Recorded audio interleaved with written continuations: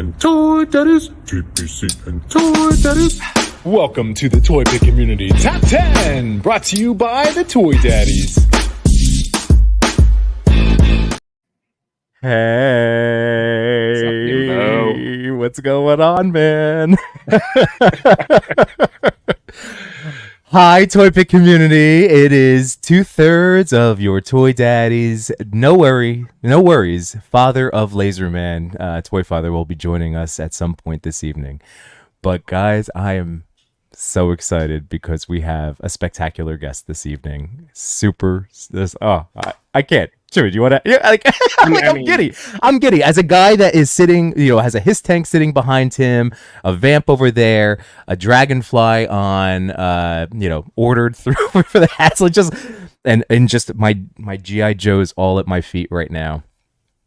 I'm super stoked. I'm super stoked to pick the brain of this wonderful person. It's going to be great. She's worked on so many different brands that, touch everyone's hearts. Power Rangers, Ghostbusters, D&D, of course, G.I. Joe, as mentioned. And people in the chat, don't worry.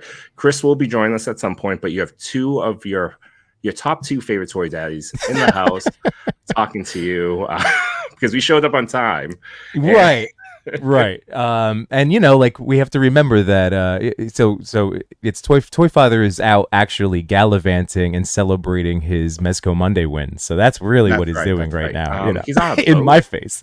Even though it's like wintry, he's on a boat. Always is. Yep.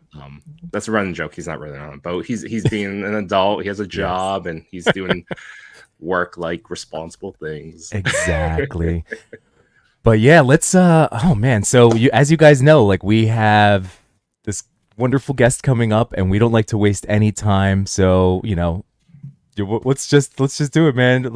Do the drum roll. We're getting the soundboard one of these days, but the brrr. Oh, that's perfect. I'm gonna clip that. That'll be it sounds terrible. Let's bring her in. If you have any questions, please feel free to put in the chat. We'll star them and ask them as we go along. All right. So welcome to what do we call this? The top 10.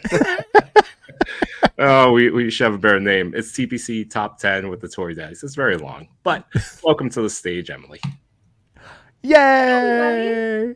Thank you so much for having me tonight. I'm so excited to be here.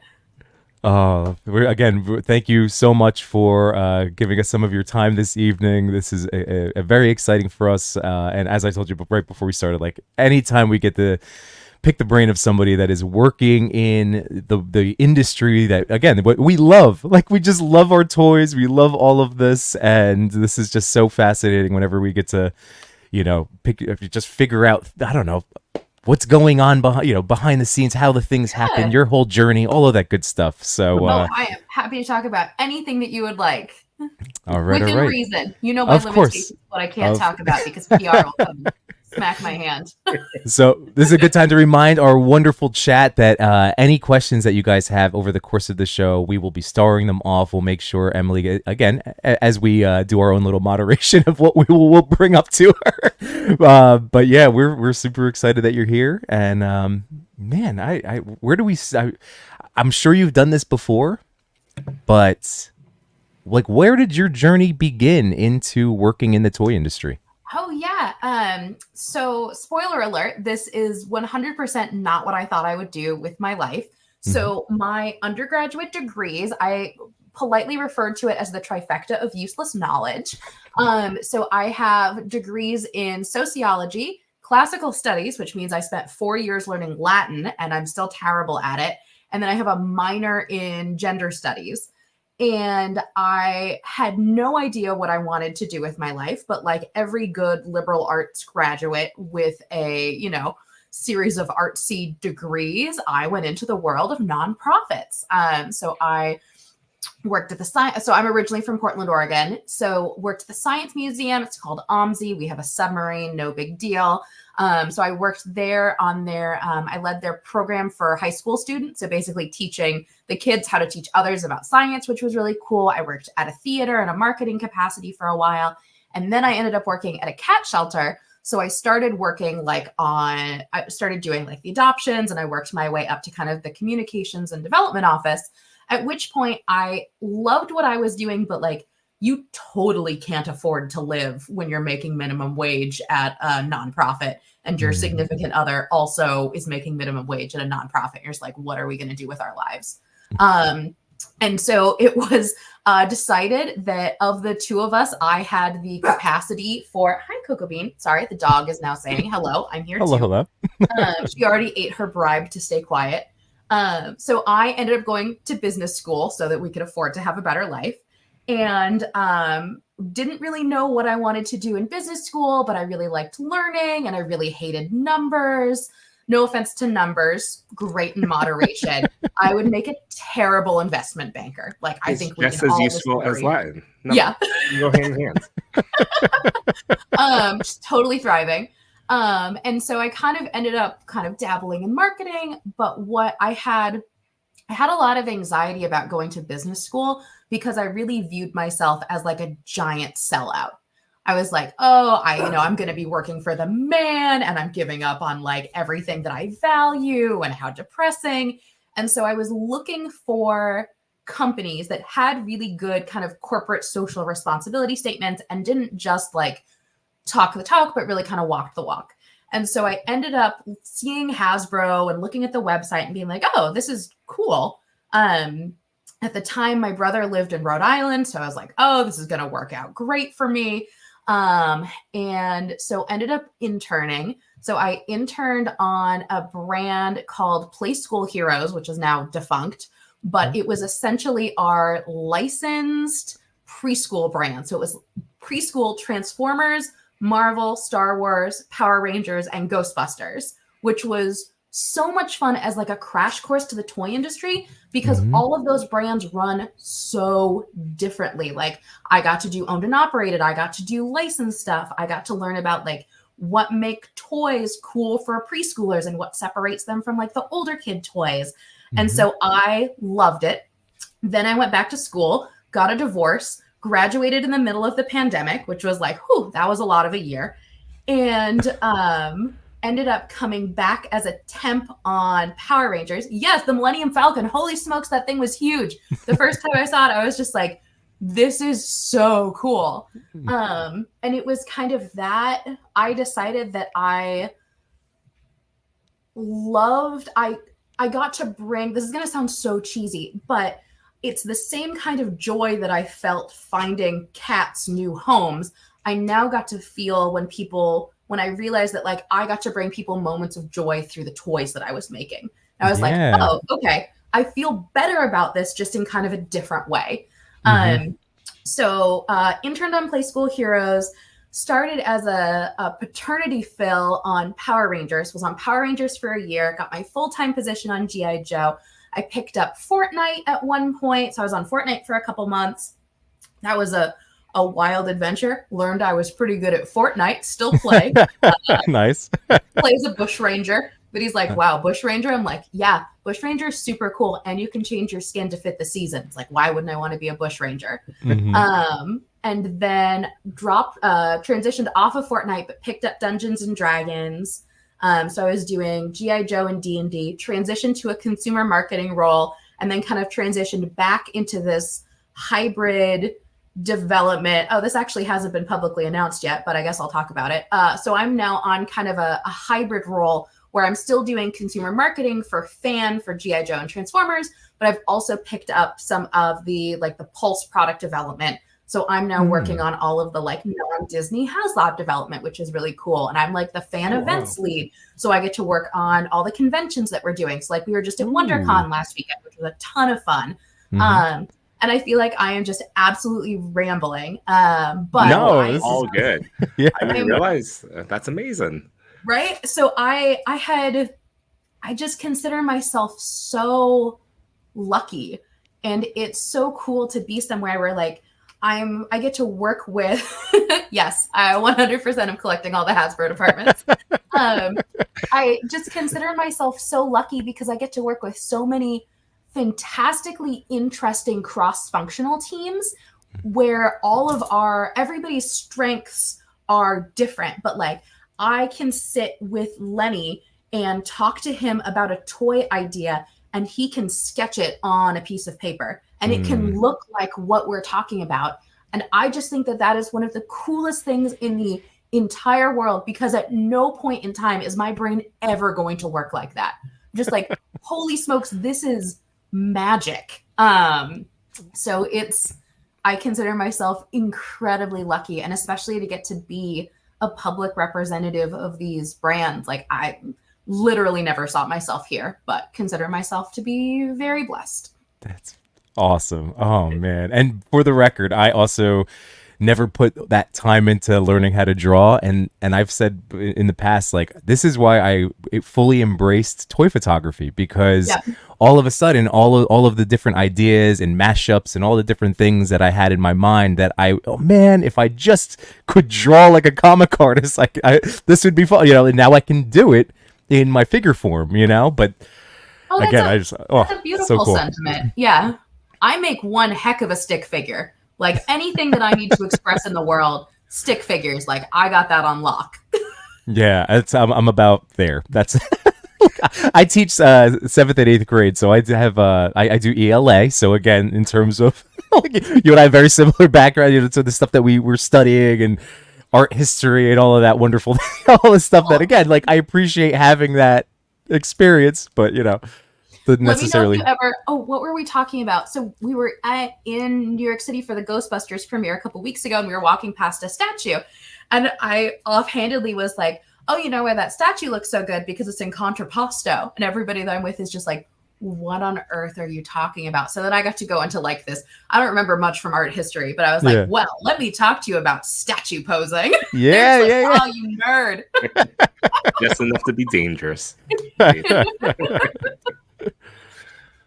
So that is a fascinating, just experience. That's really great. And again, congratulations on, it sounds like, again, you're like where you are now. That was a quick rise through the ranks, I suppose. Or is that something that you would consider that for yourself? I mean, I feel like I've learned so much. Technically, I've only gone like one step up the ladder, like from like a title perspective. But I feel like my knowledge base is just so enormous compared to when I started. Like, I had crazy imposter syndrome when I started. I was like, oh my God, everybody knows so much more about me that for all of this, and they're going to figure out that I'm a fraud and I have no idea what I'm talking about. And now I'm kind of like, oh yeah, all right, well, we can at least all fake it the same amount. So this is going to be good. Isn't that the biggest secret within the business world, is that everyone's kind of faking it? Oh, yeah. Of course, not the VP level. Well, actually, sometimes the VP levels are faking that their VPs are higher, but like, it's always you're faking it to that next level. Yes. And I'm sorry, this is Gretchen Potato. She is my very sweet old lady cat, and she has decided that either I will sit here with her in my lap, or she's just going to scream at me. So that's fine. We're a pet friendly show here. Well, I recently learned I'm fairly allergic to cats. I didn't realize that until the weekend. You would truly hate it at my house. There are 4 cats here. But I didn't even know it. Over the weekend, I was literally holding a cat and just like petting it. I've pet him like countless times before, but when I got home, I'm like, my eyes are like bloodshot red, and like I'm feeling like puffy. I'm like, oh no. Late onset. That's how you know you're getting an old toy daddy. Like, are your bones hurting too? Like, are you just going to start kind of falling apart at the seams? It's hard to tell. My bones have been hurting since I was about 26. So that was a very early onset old manism. Well, just for the record, tomorrow, so I have kids that are going to I have twins that are going to be 5 in June. So they're, still 4, but tomorrow we're getting the cousins together and going to like one of those trampoline parks. And I was like, I'm going to get a ticket. And but then I was like, I started reading and seeing Reddit comments of like, if you're over 30, you're going to get hurt. I went, oh no. Well, it depends. It depends. Is it full on trampolines? Oh yeah, it's like Blippi style. Yeah, wear knee braces, dude. Good luck. Yeah, I'm gonna be very gentle. Tomorrow, I'm not gonna do a lot of jumping. I tried to do a run up wall at one of these places before. It was so sad. Like I was hanging. I was like trying to like come on. I just slid down like a child, and then this boy that was like 8 just like flew up there and just like got up to the top. I'm like, damn it. Youth, the follies of youth. But yeah, Emily, that is a pretty strong rise, and one thing that clearly seen is that you became the face of all these different properties during the pandemic, and started with all those Pulse fan first events, and it's carried through to this other thing. Was that a surprise part of your role, that you would have to be doing all these lives and having to like across multiple brands? Because at a certain point, it was like, I felt like every month there was like some content that's being rolled out. It's I had no idea that this was going to happen. So for some backstory, when I was working on Power Rangers, I was working remotely from the Oregon coast. So I was nowhere near Rhode Island. None of the offices were open. So all of those fan streams that we were doing them from our houses. We're like, okay, I can, whatever. And so I started my temp role. And then the guy that I was covering for, John, his wife, so rude, had the baby 3 weeks early. And he was like, "You're good. See you in 6 months." I was like, okay, great. And then a couple of weeks go by and we hear from the Pulse team and they're like, "Hey, so John scheduled a fan stream. So who's going to take care of that?" And we're all just like, "A what? I'm sorry, a what now? A fan stream. Great." So I was like, "Oh, I can try." I was really the only marketer on the team at that point. Nobody knew what they were doing. So I said, "Okay, I can do this." And my boss said, "Are you sure you can do this?" I'm like, "No, I'm not sure I can do this." So for that first fan stream that I did, I wrote out a sentence by sentence script of everything that I was going to say. And Joe, who was my boss at the time, we used to do rehearsals. And so he was sitting in rehearsal watching me go through this, getting more comfortable, kind of ignoring my notes, because the worst thing you can ever do to yourself is write out full sentences in notes. Like, it just kills everything that you're doing. Mm-hmm. And at the end of rehearsal, I remember him going, "Yeah, you're good. You got this." And then that was it. And I remember recording, and my personal policy now is, we do one take and we're done. Like, mm-hmm. I'm not mucking around with multiple takes unless we drop a toy and one of us swears really loud and we have to cut. we keep going. Mm-hmm. And that was the Power Rangers fan stream that we did on Halloween. And it was when we did Pumpkin Rapper and King Sphinx. And I had this super elaborate, top 10, monster insult and monster scenes. And we were so worried that everybody was going to hate it. And it just went over so well. And then for the rest of the year, we just kind of kept going with what we were doing. We had less and less notes every time we did it. And I just remember thinking, this is so cool. I never thought that I could do this. And so, no, I never thought that I would be the face of a brand. And then I never thought they'd let me be the face of another brand. So the last Power Rangers fan stream that I did, Loretta and I were talking about, I was actually in Rhode Island. I flew out because I'd been ordering samples for a year and didn't want to be a jerk and leave them for whoever was going to have my job next. So I flew out, I organized all the samples, and then Loretta and I did a fan stream from the building. It was my first time in the building since I was an intern. And it was for the Pink Ranger, the MMPR Pink Ranger morpher and helmet. And at the end of the fan stream, because we didn't think I was going to have a job and we thought that I was just going to have to leave Hasbro, they let me morph on camera as the end of that fan stream as a "thank you, you're now dismissed" kind of a vibe. Yeah. And I remember thinking, this was so cool. How am I ever going to top this? And then I got the G.I. Joe job, and then I had to move to Rhode Island. And then everybody was so mad at G.I. Joe. And we were like, "Yeah, we're just going to do a super live PulseCon show. It'll be fun. It's going to be 70 minutes long." We're all like, "Oh my God, this is where everything is going to go terribly." And you know what? We absolutely killed it. And I think that was the moment where we were like, we've got this. Mm-hmm. And so from there on out, it feels easy at this point, which is the most spoiled thing in the world that I can say. But I can, again, consider myself to be crazy lucky that I get to be the public face for my team. I get to represent the entire development team who worked so hard on all of this product. And I hope that I do them proud every time that I talk about our stuff. Well, I would say that you do, and it's again a credit to yourself because you bring such wonderful energy and you're just so likable. So I'm so obnoxiously like this in real life. And the awful thing is, like, I used to work as a barista, but I hate coffee. So I'm not really into tea unless there's like a million cups of sugar in it, which I feel kind of defeats the purpose. So I'm like this uncaffeinated, which I'm really sorry to everybody who has to deal with me on a daily basis about.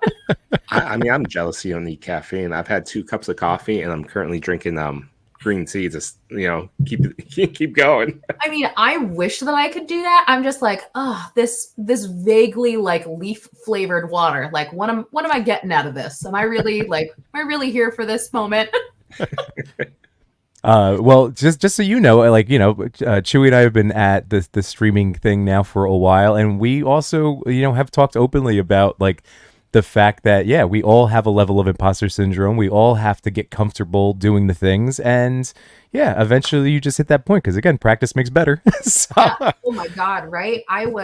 We did like a big state of the company meeting last week, 2 weeks ago, where we were just kind of internally talking about all the cool stuff that they were doing. And I got asked like the day before, they were like, hey, would you mind like emceeing for us? And I was just like, oh no. So it's like when we're filming a fan stream or we're doing like one of our videos internally, it's just like us and the camera crew. If we're doing a panel at a convention, it's us in a room full of strangers. When you're emceeing on stage at a state of the company meeting, it's you on a stage in front of like 300 of your coworkers, plus it's being streamed live around the world internally, and it's being filmed for later. And all of your bosses are there. Oh God. And, like, all of the like people in the C-suite are in the front row, and you're thinking to yourself, I really hope that I don't hit them in the face with this t-shirt cannon that somebody has entrusted me to be able to use. And so I think actually of like all of the things that I've done, that was the most stressed out I've been. And I got this like cool tracker ring that tracks my stress levels. And it was fascinating because that day it was just like, you have been stressed for 9 hours in a row. Oh my God. Cool. Great. I love this for me. My watch sometimes tells me like something similar. Is like, you should either seek medical advice, stand up, go get some air. It's like giving me like AI prescribed like warnings. Yep. Deep breathing, everything's gonna be okay. I'm just like, okay, I need a nap to not be on stage anymore. Oh, that would have stressed me out too, though. In that, again, there's the talking of the toys, and then there's the, like you said, the level of global, but within all of the boss's eyes. That would have stressed me out too. As comfortable as I would be now, like if somebody just asked me to do something, like no problem. But yeah, that would still. And it was, I have a personal policy that I don't drink at work events just because like I don't want to say something stupid on accident. Mm-hmm. And so everybody was like, do you want to drink before you do this? I'm like, I would literally love one, but I can't. I'm going to go through this stone cold sober and very aware of my surroundings. Yeah. Oh, man. I'm just thinking the most nervous I've been in recent history was talking in front of my kids' pre-K class about being a teacher. I didn't think that those kids, I was like, I mean, I could get adults now to listen and enjoy what I'm saying, but I'm like, are these like 3 to 5-year-olds? They're gonna eat me alive. Adults will lie to you about how good you do. Kids are not gonna sugarcoat it. You're gonna be like, that's boring. You're gonna be like, I'm mortified. Yeah. I remember I always have this story I always like to share, is like when my daughter was in daycare and she moved up from like the infant room into like this toddler room, and then there's like this intermediary where they're like all 2.5 and 3-year-olds, and my daughter hated being in this class in the morning, so I'd always hang out with her for like, start off as 5 minutes, became like 30 minutes, and in that time I would draw for them, like her and her little friends, and they'd make requests, and I'd try to draw them as fast as I could within like 30 seconds to match their attention span. And they would give me some of the harshest criticism I've ever had as a human being, being like, have you seen an elephant before? Kids are vicious. They will not hold back. This is not the right pony. I asked you for summer squash or whatever it is. And I'm like, I'm sorry, I don't have that with me right now. Do you have reference art? I can't do it. But you got you're a better artist. sure your kids aren't near 8th grade yet, because like as harsh as I thought those little preschool kids were going to be, I've had straight up some of these 8th grade kids look me in my soul and tell me this is going to be lame. Like, give me a chance. What are you doing? And secretly, everyone, that's why Yimbo got a haircut, because they're like, Yimbo, what are you doing with this hair? Yeah, oh yeah. No, I truly believe that there are no meaner things in the world than teenagers. They're like, when I was a teenager, I'd like to think that I was a relatively mild teenager, but I still know that I was a jerk, because everybody's a jerk when they're teenagers. You're like, you can't keep up, your brains can't keep up with what's happening in the rest of your body. All you want to do is be cool enough to hang out with your friends, but like also still kind of do the things you actually want to do instead of just be peer pressured into everything. Yeah. Oh, it's a terrible time to be a human. So of course they're going to be really mean. They're going to take that out on everybody around them. I am sorry that they told you that everything's going to be lame, though. That is cruel and unusual. I will say, by the end of that class, I got her. She was having a great time. It was a great lesson. So I was like, oh, is it still lame? Like, no, it's pretty cool. I'm like, all right, I'll take it. And on that note, we have our third Toy Daddy waiting in the wings. He finally got off the boat, and he's here with us today. Hey, how's it going, everyone? Hi. How's it going, Emily? Nice to meet you. Delightful. Lovely to meet you, too. Thank you for having me on your show this evening. I've been having a lot of fun. Just so that you know, I can't actually see myself in the video preview. So all I see myself is like a dark little square, but I have been reassured that I am indeed on camera. So yeah, you're good. You're good. You can see everyone else, though, right? Oh, yeah, I can see everybody else. You guys can see me. It's like a background blur thing. So I have a bunch of non-Hasbro product behind me that I didn't want to move, so I threw my background blur on. But it means that for some reason I just can't see my video preview, which is just so weird. It stumped Louis from customer service earlier when I was telling him about it. So Louis from StreamYard. Yeah. Well, that will be for the after show of your non-Hasbro gear, so that would be great to show. I have a giant. I mean, I'll just say it because I'll be on blur still. The first thing I ever bought when I moved into my house and I moved to Rhode Island was a giant Tom Nook from Animal Crossing pillow. Ooh. And it's behind me on the couch. And I've had people remember that they've met me before in a meeting because they're like, you're the Tom Nook pillow girl. I'm like, yeah, yes. that's me. Nice to meet you again. And funny enough, so this is my background for work too. And so Love it. I've had meetings with like the CFO, and this is on. You should be proud of that. Yeah, that's awesome. Of course, you know how long it takes to pose out something like that. That's like Dwight level cases. Like, I'm too impatient for that nonsense. But the funniest thing is, like, of like all the people I have meetings with throughout like the week, there's like 50 or so people. Only about like 2 have asked a question. Been like, that's about right. Hey, what's going on in your backgrounds? I feel like so many people, wouldn't you want to know? Like, if you saw somebody with that cool of a collection behind them, you'd be like, please tell me about like what this is and why this brings you joy. Yeah. But then those 2 people I do have really good relationships with, because then we'll start talking about it for like an hour. By the way, Josh Brown said pandemic and Animal Crossing equaled thousands of hours of playtime. I was just about to say that. Same. Just about to say that. Oh, yeah.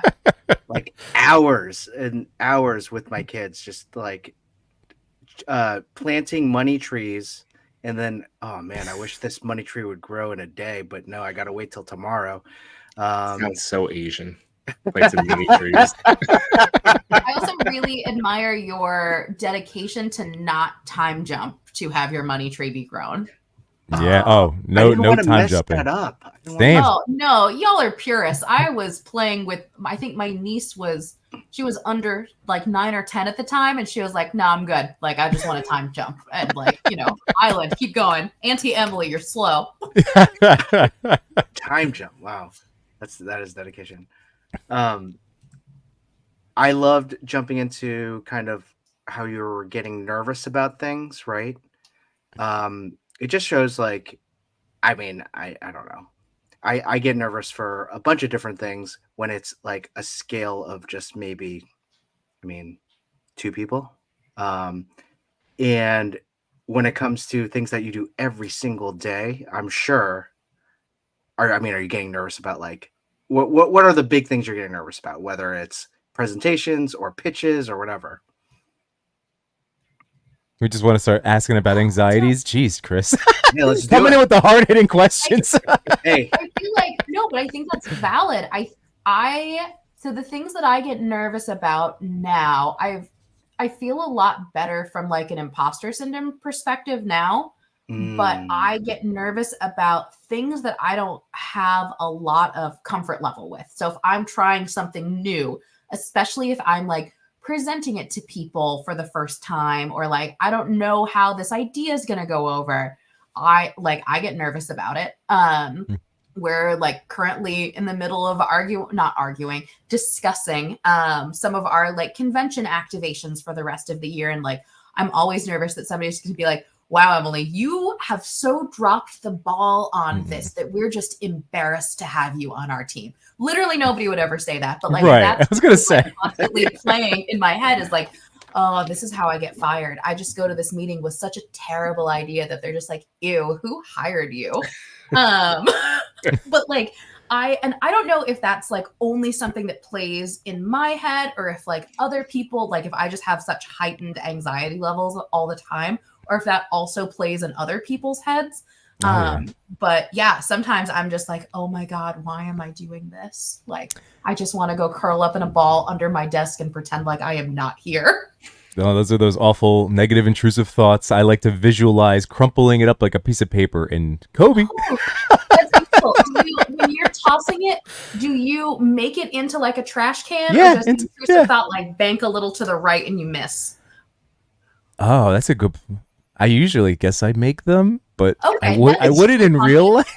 it's better if you in your head miss it, because that makes it even funnier.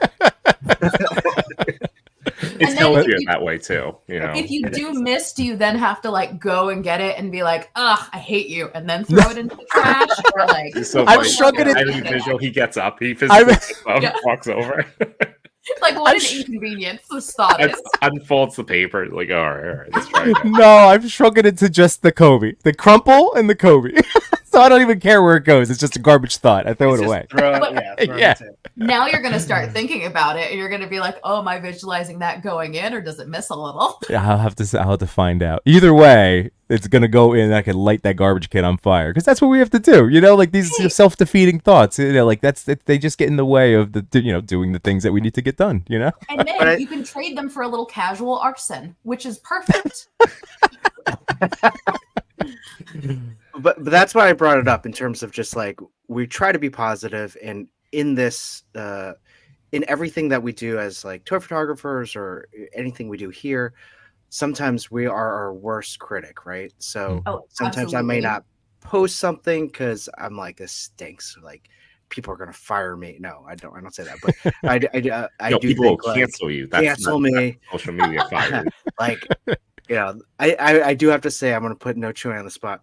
The worst thing is when I post a photo in our chat and No Chewing says nothing.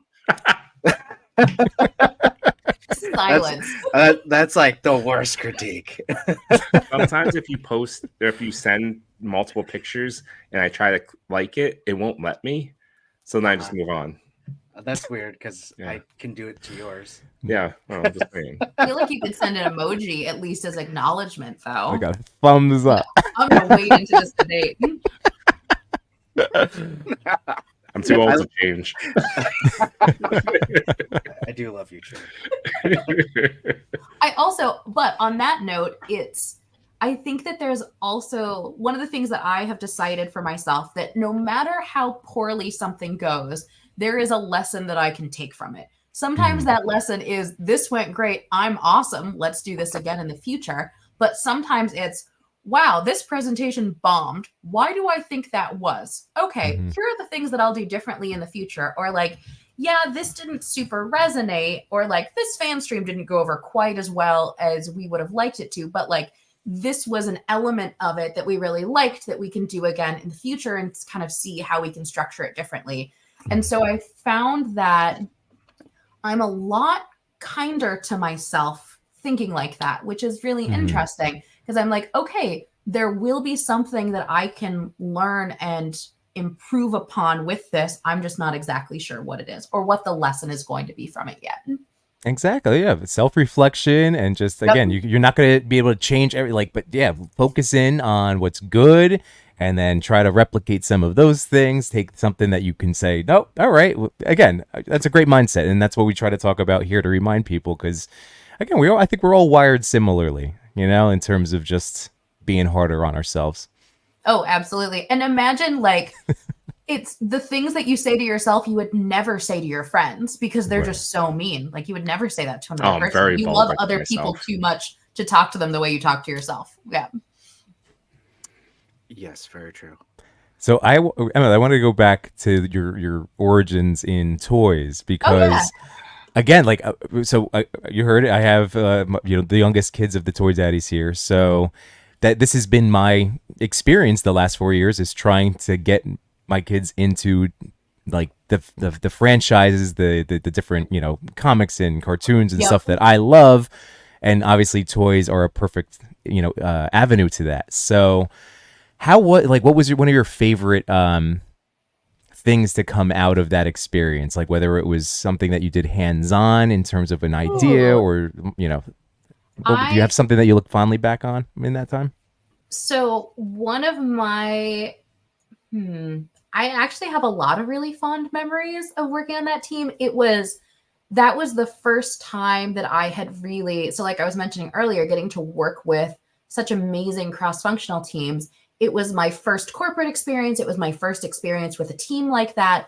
And everybody on the team was so patient with all of my questions because usually at Hasbro, there's a wide variety of jobs that we all do and come together and make great products. And in order to kind of do that, there are a variety of well-established swim lanes so that you're not like stepping all over what everybody else is doing. And I was basically like, hi, I'm new. I would love to learn about everything that you're doing, but not in like an invasive way, more in just like an I'm super curious about what this is way. And everybody was so patient with me. And I was so grateful that they were willing to take the time instead of just being like, you're a marketer. You don't need to know about what we're doing for engineering. You don't need to know how I'm costing this. You don't need to know how we designed this. They took the time to talk to me and answer my questions. And I feel like it was such an incredibly valuable experience for me. And one so I had my first intern last summer. I actually get another intern this summer. So if you know anybody who's an undergraduate focusing in marketing or events and would like to come and hang out with me this summer, gosh, do I have a job application for you. How about a 40-year-old something that has summers off?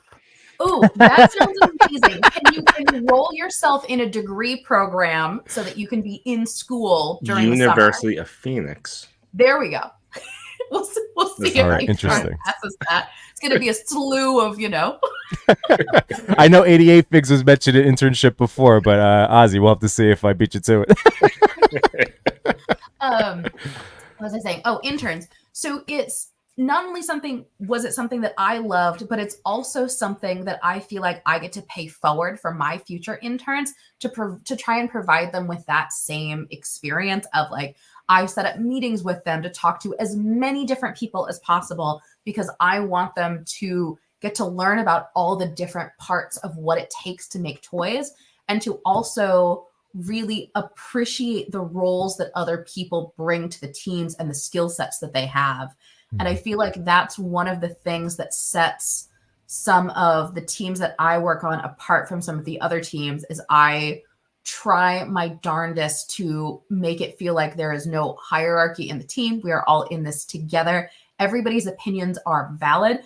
I want to hear your thoughts and feelings regardless of what your position is. If you have a great idea for social content, I want to hear it. And or if you have a great idea for product design, I want to hear it. And maybe that's not exactly what we end up using, but you never know if that conversation is going to spark something else. And then somebody's going to say, oh, I know somebody who was working on something like that. You should go talk to so-and-so. And where that leads and what that can kind of spitball into, I think is absolutely the coolest thing in the world. So that kind of tangentially went in a direction. So I would say learning about a bunch of different stuff. Every day at 1 p.m. we went and got ice cream after lunch, which was great. And then it was a coffee and ice cream train. I loved it. And then my favorite products that we were working on, it was when the Mega Mighties line were coming out. So those 10-inch kind of chunky stylized figures. And I remember working on them and getting to kind of do some decks about them. And it was just so cool to watch the reaction. They performed well in the US, but they sold like gangbusters in Latin America, and nobody could figure out why. And we just thought I just thought it was so cool that there are, for reasons that I couldn't quite figure out as an intern. I'm sure that somebody figured them out, but I was just like, it's so cool that different products resonate in different parts of the world, and that you never know what toy you're working on that is going to like spark a like amazing childhood memory for somebody. So again, kind of tangential, but no. And just so you know, I was like, I just had to like refresh my memory. So I did the quick Google search, and oh yeah, I bought an Iron Man for one of my best friend's kids. And right? oh yeah, and my kids have the Spider-Man and the Captain Marvel. And yeah, like, so I have these in my house. There was one of my favorites. We used to do like testing days, or we would like, the cost engineers would need to like weigh things. So I'm sure that, I mean, this was long enough ago where I can talk about this, but we had, when we were doing the Captain Marvel figures, we had to weigh her hair. So our cost engineer was cutting her hair off of her head. And then we figured out that, and don't do this at home, but we figured out that the hair on the Captain Marvel figure works as a wig on the Spider-Man figure. And so, which just makes your Spider-Man extra fabulous. That's awesome. So that was what was on my desk, was a Spider-Man with a Captain Marvel wig. I'm doing that. I'm doing that. That's the exclusive everyone needs. Yeah. I'm going to have to dig those two out. I'm going to track them down. They're in there here. Which my Captain Marvel? It was she has like kind of Farrah Fawcett hair in this one, or in this figure. So this one. Yep. Oh my gosh. And so it's important to note that she's not wearing a wig. You physically have to cut half of her head off to get the hair piece off. But it does fit on Spider-Man. That's really good to know. You're really speaking me on this one. By the way, Rabbit Hammer, thanks for hanging out this evening, and we appreciate it. Just want to throw that up there. But of course, Kesaripa, thank you so much for hanging out as much as you could tonight. And there you go. This is awesome to hear. Also, Red Wagon Dioramas. How's it going, Dave? Oh, thank you. I think that we can all admit that sometimes people on the internet forget that there is like a human on the other end of comments that they're making, right? Yeah. It's kind of like you just yell into the void and kind of see what happens. But it's been so nice to get to go, as the kind of the pandemic is receding a little bit, to actually get to go out to events and have conversations with people, or do this kind of thing and get to like actually talk to humans. So many of the fan streams that we do, they're, as much as we like to think they're one-way conversations, because we're talking to you. You can't interact with us because, that's kind of the structure of everything. But that I love getting to have conversations with fans and hearing like what you love and what you're collecting and what you think is cool. And then we get to nerd out about stuff, and it's wonderful. That's a good segue into WonderCon. That's the first time Hasbro had made a presentation at WonderCon before. Sure had. Or sure wasn't. Sure. Yes. Yes to everything you're saying. Affirmative. Affirmative. There we go. Nice. Those are true statements. Yeah. Perfect. Nailed it. And is that going to be like the first of many, kind of expanding out to more cons? Because I know a large presence at New York Comic-Con, San Diego, of course. We're trying to figure out what these, fan streams and pulse cons were something that were born out of the pandemic. It was our way of communicating with fans when we didn't really have any other options because all the conventions were canceled. And so we're trying to figure out, how do we really get back to communicating with fans to the best of our abilities, and kind of what combination of, because I love getting to do the fan streams and doing these like smaller videos that get to reveal products. Everybody gets to be excited about them. but I also love doing conventions because it's actually like real world conversations where there's, you know, another human in front of me and we get to talk about stuff. And maybe this year at San Diego, I won't get COVID like last year, which was super fun time. Teach me for going out to dinner without a mask on. But I think trying to figure out what that right combination is, but we are trying to figure out more touch points for fans and, you know, how can we do our best job of communicating with everybody and getting to be excited with all of you, because we are truly excited and we are honored to be representatives for the brand, that people feel like, you know, they know us and that we're all friends. And so when we get to talk to people, it's so cool because there isn't any of that like awkward, like, oh, it's so nice to meet you, let's make awkward small talk. It's like, no, tell me about, you know, Naugahyde. I'm like, okay, let's talk about Naugahyde. Great. I could talk to you about Quick Kick all day. Oh, nice Quick Kick. What do you think? He's beautiful. He poses really well, accessories galore, and it all fits on him too. I love that about JOES, is that it goes in the backpack, goes in the back, we're done. We're really into self-sufficiency on the G.I. Joe team. Everybody should always be ready for any situation that strikes them. Can I just ask one thing though? I'm not convinced that you and Yimbo have not met before, because I feel like there has been some relationship with the Joe team and Yimbo, and he still denies it to this day. But you cannot deny the likeness right there. Can we just say? Wow, that's really good. This is also why Yimbo got a haircut. So you look more like Shipwreck. I'm really surprised you don't have that hat, to be honst, Yimbo. That would make this night. So I mean, this is Yimbo, right? It's a missed opportunity. A Yimbo figure. There. I don't know Joe's very well, but there's no Shipwreck. This is Yimbo. Let me just say, when we go to Comic-Con, Emily, we're going to SDCC together for the first time this summer. And Yimbo, if you don't wear that shirt and that hat when we visit the booth, it's going to be I will. Completely ruined. All right. Event. There was, so speaking of Shipwreck, so when we were at WonderCon, we were standing outside of the panel room with our PR team, and there was a line of people that were coming in.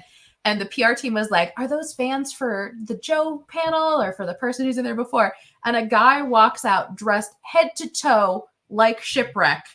And I was just like, I'm sorry, are you trying to figure out if that's just like his everyday outfit or... I'm like, no. These are the G.I. Joe fans, and they are dedicated to the cause. He had the parrot hair. They're like, oh so yeah, no, 100%. I was like, okay, yeah, no, these are the G.I. Joe fans. That's a fun game. Is it a Joe fan, or is it a sailor?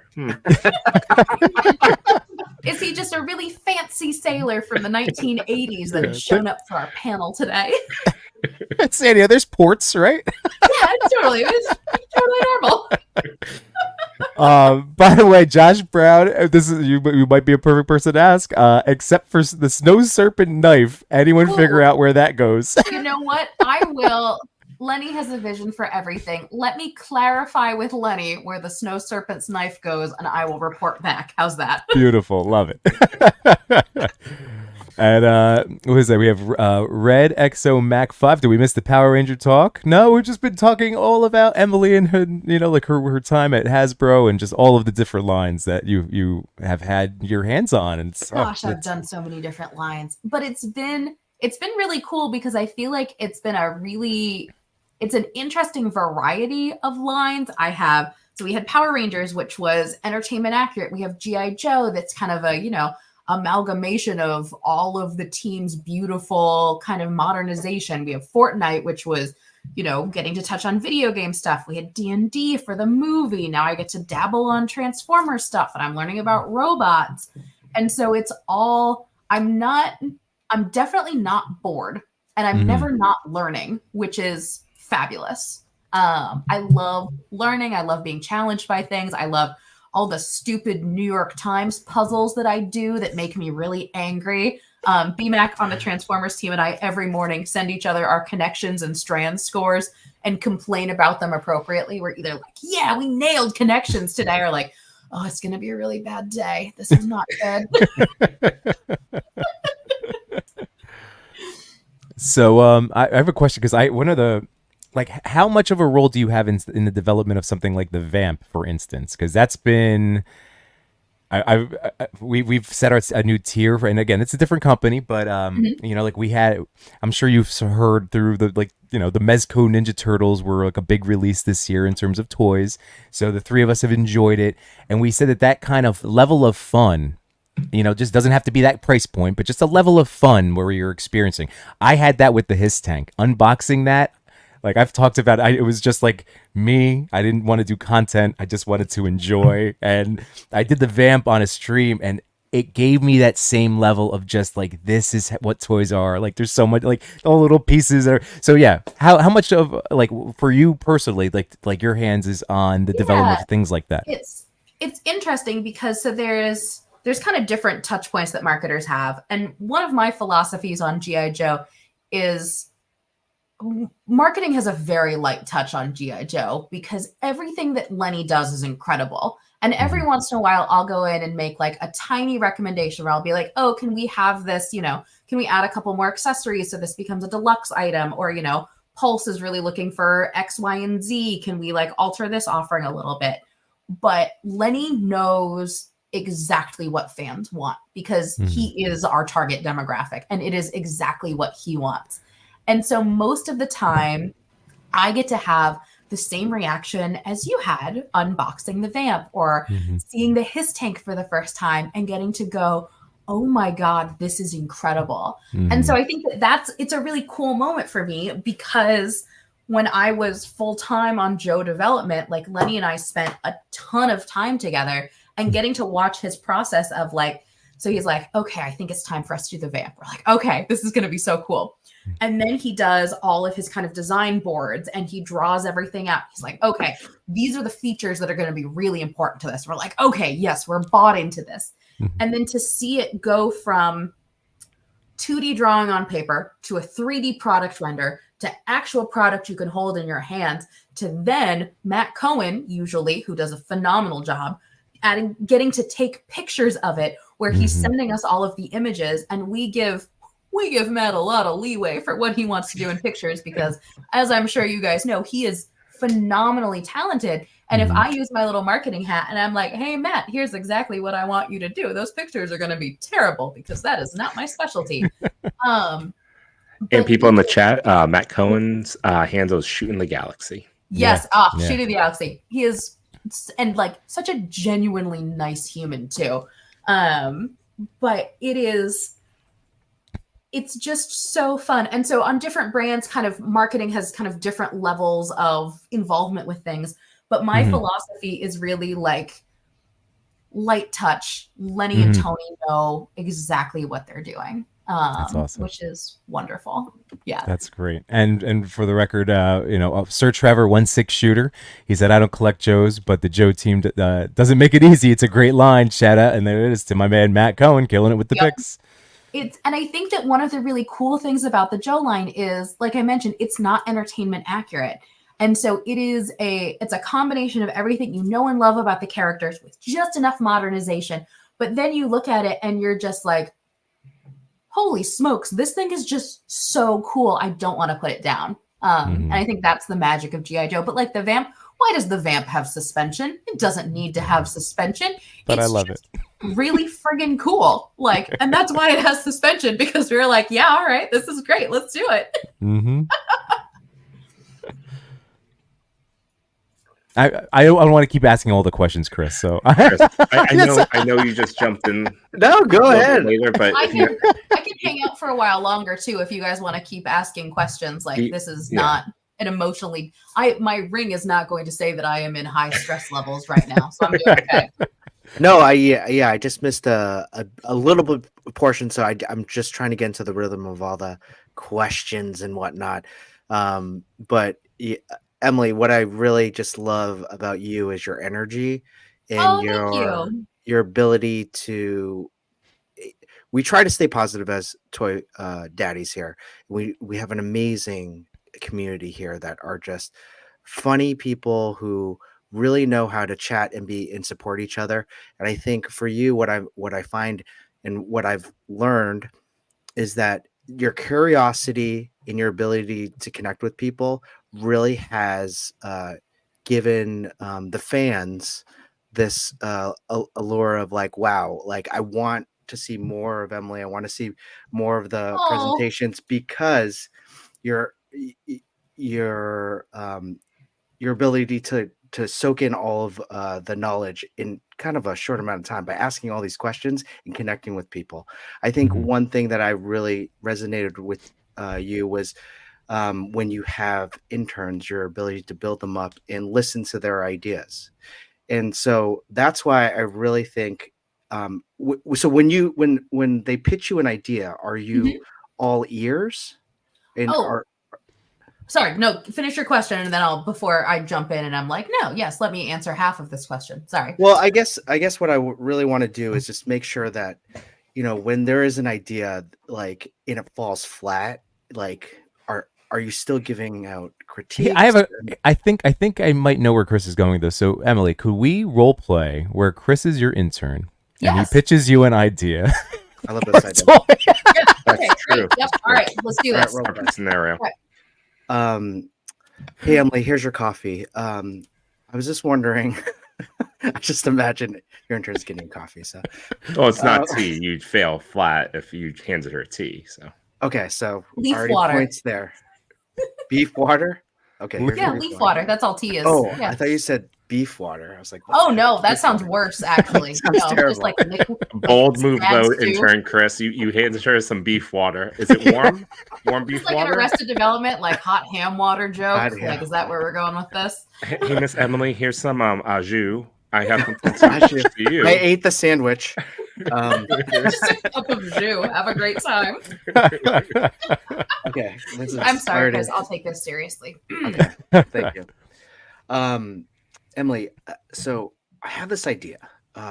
When I was 9 years old, I loved drawing my comic books, and there was this one person, this one character I made up. His name was Laser Man. Now, if you imagine Iron Man, but with L's on him, okay? Okay. Now, it's 30 years later, and I'm still an intern, and it's okay. I'm 40 years old. I'm just getting my feet wet, but I've learned that I was inspired 30 years later to make my own custom of Laser Man. Now, there's a whole Okay, lore of cool. Laser Man. I've written like a 6-page script of his origin. There's a deep well of characters. Now, if you imagine a boy named Larry Laserman that grew up on a farm, and his father is the son of a wealthy dairy conglomerate. I believe his name is Vinny, and they live on a farm, and he has his best friend Cow. And one day there is a meteor that hits the farm, and every worker animal is affected by this radioactive meteor. And the son, Larry Laserman, becomes Laserman. Of course, there's this whole other backstory about the suit and all stuff, but we can get into that later. But let me show you some concepts that I've made. Are you ready? I'm ready. Okay. So I brought my little suitcase to work today. So I thought, maybe we could have a little powwow. Pretend this is lunch. Okay. So this is the prototype for Laserman. Since we all work at Hasbro, I thought it would be okay, but it might be some infringement. Can we get a one shot of me, please, Joey? Thank you. Oh, that's okay. Yeah, here we go. So here we go. What do we think? There's a lot of silence. There is. Why is there so much silence? I'm trying to double tap a smiling face for you. So, Chris, thank you so much for showing me Laser Man. I think that it's so cool that you had this kind of level of imagination and this like beautiful storytelling. So if it's okay with you, let's start by kind of talking about the elements of Laser Man that you love the most. So like if you had to pick... Yep. Go ahead. No. If I had to pick what? I interrupted. So if you had to pick like your top 3 favorite things about Laser Man and his story, what would those 3 things be? Well, I'm really glad you asked that because you know what is the best thing about Laserman is his villain gallery. Ooh, okay. I will tell you, I don't have just Laserman. I have some of his villains as well. Amazing. So here is one villain. His name is Fecal Matter. Perfect. He originally prototyped him as a swear word in Storm. Mhm. You can imagine what word that might be. I sure can imagine so- exactly what word that would be. So he has he's connected to Laserman's origin. I also have Reflect Sean. Let me see. I love this guy. This is a play on character. Hey Man. Perfect. Good tying into the farm theme. Like it? Yes. Yeah. Do you know He-Man? It's like, hey, that's why he's hey. I have another one. Mhm. This is like this is like his best friend cow that got affected by the meteorite. And he somehow gained mystic powers. Ooh, okay. This is the Muterin, the divine bovine. Wow. That's very cool. So did when the cow gained mystic powers, the cow also got fingers instead of hoofs? Yeah. It's weird, That's right? great. Are the cow's thumbs opposable? Like, are they functional hands? That's Or what they makes him a still have the superhero, functionality of a hoof? super villain. Yeah. That was his villain story. He got thumbs. I love these questions because these are things I haven't really worked out yet, but it's this is a prototype, so That's so good. Chris, if it's okay with you, I think that I'm not sure that Hasbro has kind of the bandwidth to really kind of do justice to the Laserman story. But I think what we can actually do is kind of pull elements out of that story that resonate with you and see if there's a way that we can work them into our current product lines. So what I'm hearing is that, the kind of the magic abilities, there's this kind of origin story, there's a little bit of mysticism that's happening here. So let's take, for example, say you're working on G.I. Joe with me. So maybe when we're looking at kind of character selections for G.I. Joe, we could pull from characters in our repertoire that actually kind of meet those story elements. Maybe if we're focusing on animals, we could do kind of a figure and pet pack. Maybe it's a less anthropomorphized cow that could hang out with Laserman in that pack. But I think that there are some really amazing story elements. But most of all, what I love is your enthusiasm. And so I think it would be amazing if we could find a way to kind of harness that and figure out how we can apply it to G.I. Joe and figure out what we can do together as a team. How does that sound? You know what, Emily? Bravo. There we go. No one's ever responded to this bit this way. I love it. I think it's my favorite thing you're right gonna- now. First of all, I think I have to go to the bathroom now because I'm going to go cry. But thank you so much because I would love to have any of these characters included in some sort of line. Oh my god! But yeah, Emily, see that just goes to show what a genuine and amazing person you are. That was Guys, we did it. We did it, everyone. Wow, Hasbro heard my pitch. that was it. They've heard it twice now, but Josh Emily was very Brown. most receptive to it. No, but point out Josh Brown. Like, yeah, Emily, you're good. Masterclass going on here. That was Thank you. excellent, amazing. But also true because you were all of the things that as an educator, like we try and instill in the students and all of those things. Oh, so good, so good. Chris, that pitch did so well. It was 2 minutes before you got to the villains. That's an elevator pitch. Good job, you guys. Was that good? Yeah, Oh, that was very good. Yeah, you know what? I have to thank Emily because she really was setting it up, right? She really, it was like a dance. It was a beautiful dance. She led, and I just followed. It was great. I had to keep muting my mic because I didn't want to step over you, Chris. But I'm like, stop mentioning the infringements. The infringements. Like, what are you doing? That's not. No, don't include that. Well, I was just being a responsible Hasbro intern. Fair. That's right. Excellent, I could Hasbro see intern. potential problems here. Thank you for the cup of hot meat water. I really appreciate it to go along with this pitch. It's some of my favorite. I hope you It- enjoy. Oh my god. It's called summer au jus, and it's served cold apparently. And it's not. It doesn't have anything to do with the mystical cow with thumbs, right? Gosh, As I hope not. As our that's friend a big Macho Toy plus said, right there. Yeah. yeah, I think the new catchphrase is going to be instead of got milk, got thumbs. I also like He's Trevor. got the He's got the moves. Oh man, It's Trevor. awful. I love it. oh boy. So I do have to say, like Laserman, I just mentioned it once on a stream, and then people took off with it. So every stream, every guest, I try to pitch it, which is fun. But all of these villains came from really like these guys and the people in the chat. And then I keep a little like notes in my phone and just write down all the villains' names. And then someday, if I have some time, I'm like, oh, let's make this guy. This would be fun. So Where it's did just the been really cowhead come fun. from? That was really good. That's from it's Astral Doctor Strange. The It's from their Build-A-Figure. bath. Ah, got it. The Build-A-Figure. Fun. That was great. yeah. Thank you for including me in that. I liked it. Oh, yeah. I will say, course. that this pitch hasn't always gone over well with Hasbro people.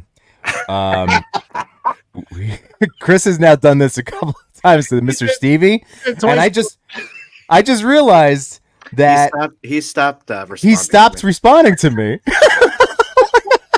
We used to have a little chit chat, and this is at Legion's Con. I sent him a video. I said, "Oh no, Chris is pitching," and he goes, "I've deleted all of your accounts. You're all a disgrace."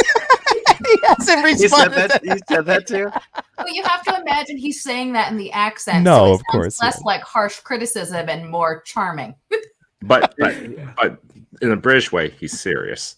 Yeah, Right. no, He gave me the laughing, crying emoji, but also I think we're all crying now. Well, we'll get him back. So thank you, Emily, for hopefully you don't delete all our accounts after. no, oh, God. I actually, so one of the kindest things that I've done for myself is it now, if anybody sends me a message on Instagram, you'll notice it takes me way longer than it used to respond, because I now have a work phone with all of my work socials on it. And when I decide that I want to acknowledge the universe, I pick up my phone and I answer questions. And then sometimes I say, I'm good for now. And then I put it down and walk away. And it is magical. Mm-hmm. So I Chris- apologize that it takes me a little bit longer, but my mental health is just top notch right now. Emily, I look at That's the Instagram. same reason why I don't respond to your photos sometimes. I have a separate phone for Toy Daddy stuff. Oh, you're talking to me? Yeah, Chris. Oh, that makes sense. No, but it's true. Like I know that I have to it's so nice to just sometimes have to put it down and then just walk away and kind of forget about it and then, get involved doing other stuff. Because it's another thing in our lives that there's that pull and there's the being, trying to be responsible just like anything, even with our toy collecting, we always even talk about, making sure we're all being as fiscally responsible or irresponsible like as we do this, it's again always supposed to be something that brings us this happiness and joy. Yeah. And as you can imagine, not every message I receive is full of love and adoration. I bet. So there's only so many times people can tell me I'm an awful human being before I'm like, yeah, I'm gonna walk away from this for a little while. But it's so interesting because people are remarkably nice to us in person, considering how mean they can be on the internet. And I've only had to the boys have only had to physically get between me and other people twice at conventions. I'm like, God. and I know, spoiler alert, I have to stand on boxes while we record because that's how short I am. But I'm 5 feet tall. If like somebody who's over 6 feet tall comes at me at a convention, like I look like I'm terrified. So it's definitely also not something that I necessarily saw having to contend with. And most of the time I wear platforms while I'm at conventions. So sometimes I'm 5'3" and I feel like I can reach all of the cabinets in the kitchen. So There you go. Same with Chris. You just beat me to that. Darn. Well, Emily, Same that's with me. One of the big things that really solidified the three of us, you know, in the messaging that we want to do as we, again, just like being friends and having these fun conversations with everybody. But, you know, again, is always reminding, like you said it before, there is a person behind the toys, the decisions, the everything. But it always comes back to a person. Yep. And it's like, how do we want to treat each other as human beings? So, and also like, we're not obligated to do this. Like, this is something that we're doing, I assume all of us, because we're having fun. And if we're not having fun anymore, we don't owe anybody anything. Like, we can just stop doing this. Yeah. And so it's not like we're contractually obligated to continue letting people say horrible things on the internet to us. Like, no, we're not having fun. We'll just stop. yeah. But I'd like to think that, you know, people have the capacity to be reasonable, and remember that other human beings have feelings and thoughts and emotions, but you know, sometimes they don't. Yeah, I know. We've talked to, you know, even other YouTubers like D Amazing has talked about, again, that some of the comments that he gets too, and it's just, I'm a person, man. Like, what are you doing? Like, come on. Yeah. So but I will say, for the most part, people are lovely, and it has been so cool to get to connect with more people. And it's been so cool. Every fandom is different, and like what resonates with the Ghostbusters fandom like really wouldn't resonate with the G.I. Joe fandom, really wouldn't resonate with the Power Rangers fandom. And so it's so cool. Oh, did I forget to mention that I worked on Ghostbusters? Huh. You snuck that in earlier, and I was like, ooh, all right. Yeah, that was another one. So I was like, because when I was on, so my brief stint on I was on the consumer marketing team for a year, and I wasn't doing product development, but I was working on G.I. Joe, Transformers, Ghostbusters, Power Rangers, D&D, and then our one magic toy that we did, Chandra Gauntlet, y'all. You want to be really cool, go and get yourself a Chandra Gauntlet. But it's been really cool to kind of get to try different things for different audiences, like the HasLab videos that we did for Ghostbusters, for the 2 in the box HasLab. If I would have tried to do that for a G.I. Joe HasLab, they would have eaten me alive. They'd be like, what is this stupid woman doing? Like, stop this. Show us the toy. Like, just why are you trying to do something kitschy and full of Easter eggs and show your love for the fandom? No. Show us our dragonfly. Get to the point. Right. No, but that Ghostbuster one, oh man, that was so neat, and that it did develop a lot of conversations as to the mystery around what it was going to be. Like that was fun. That was a fun little thing. Yeah.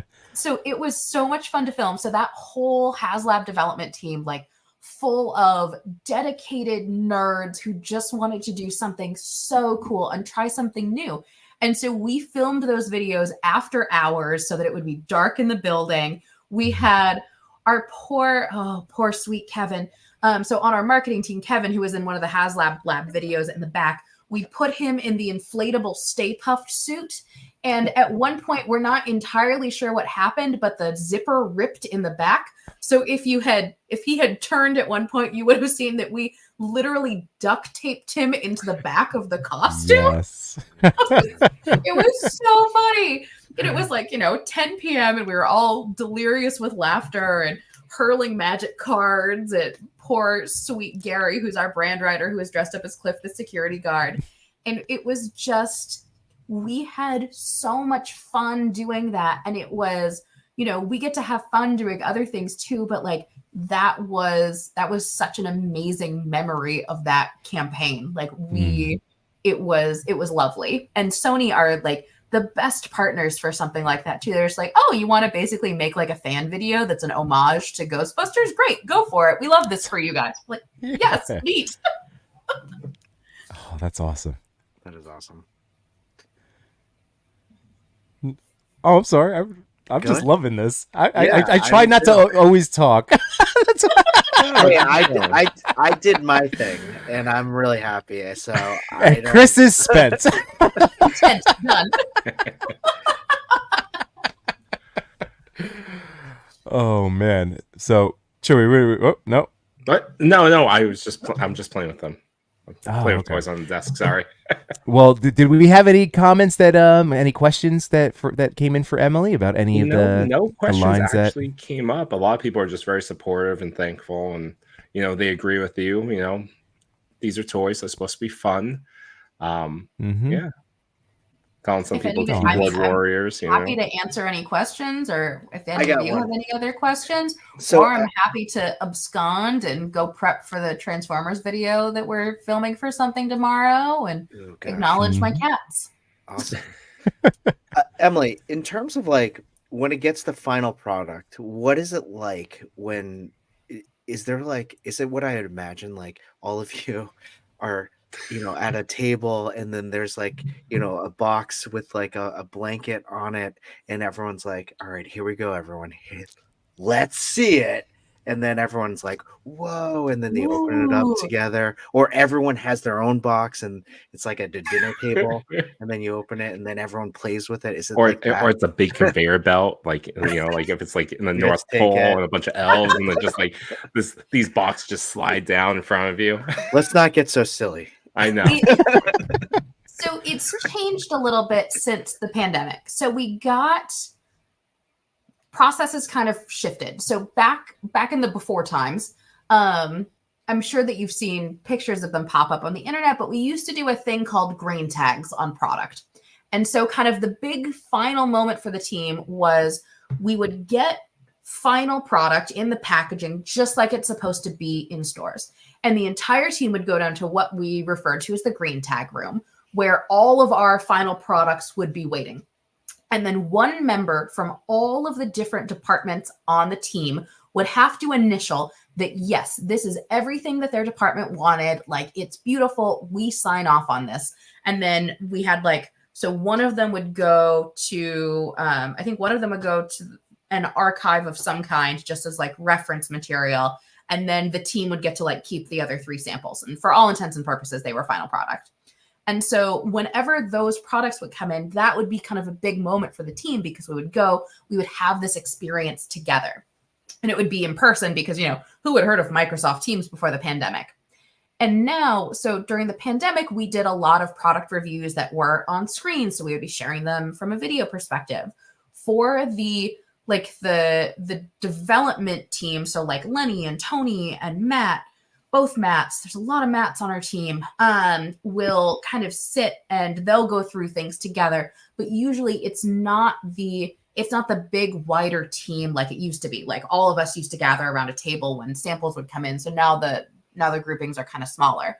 But it's usually there's no blanket. I'm sorry.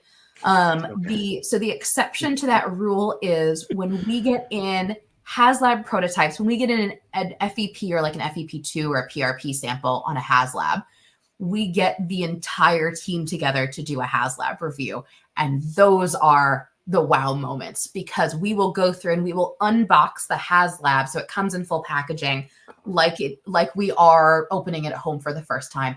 And that is a holy smokes moment because we've seen the models come in, and the first time that one of the his tanks came in, we all our jaws all dropped. The first time a dragonfly came in, all of our jaws dropped. And it was, so to me, I love doing regular toy development. It's it brings me joy, but there is something special about HasLabs and the amount of time that goes into them and how high stress they are because so usually with toys, it doesn't it kind of matters how well they do, but they're going to make it to shelf anyway. So but with HasLabs, if something goes wrong, they don't fund and they never make it to shelf. So they are high risk, high reward projects.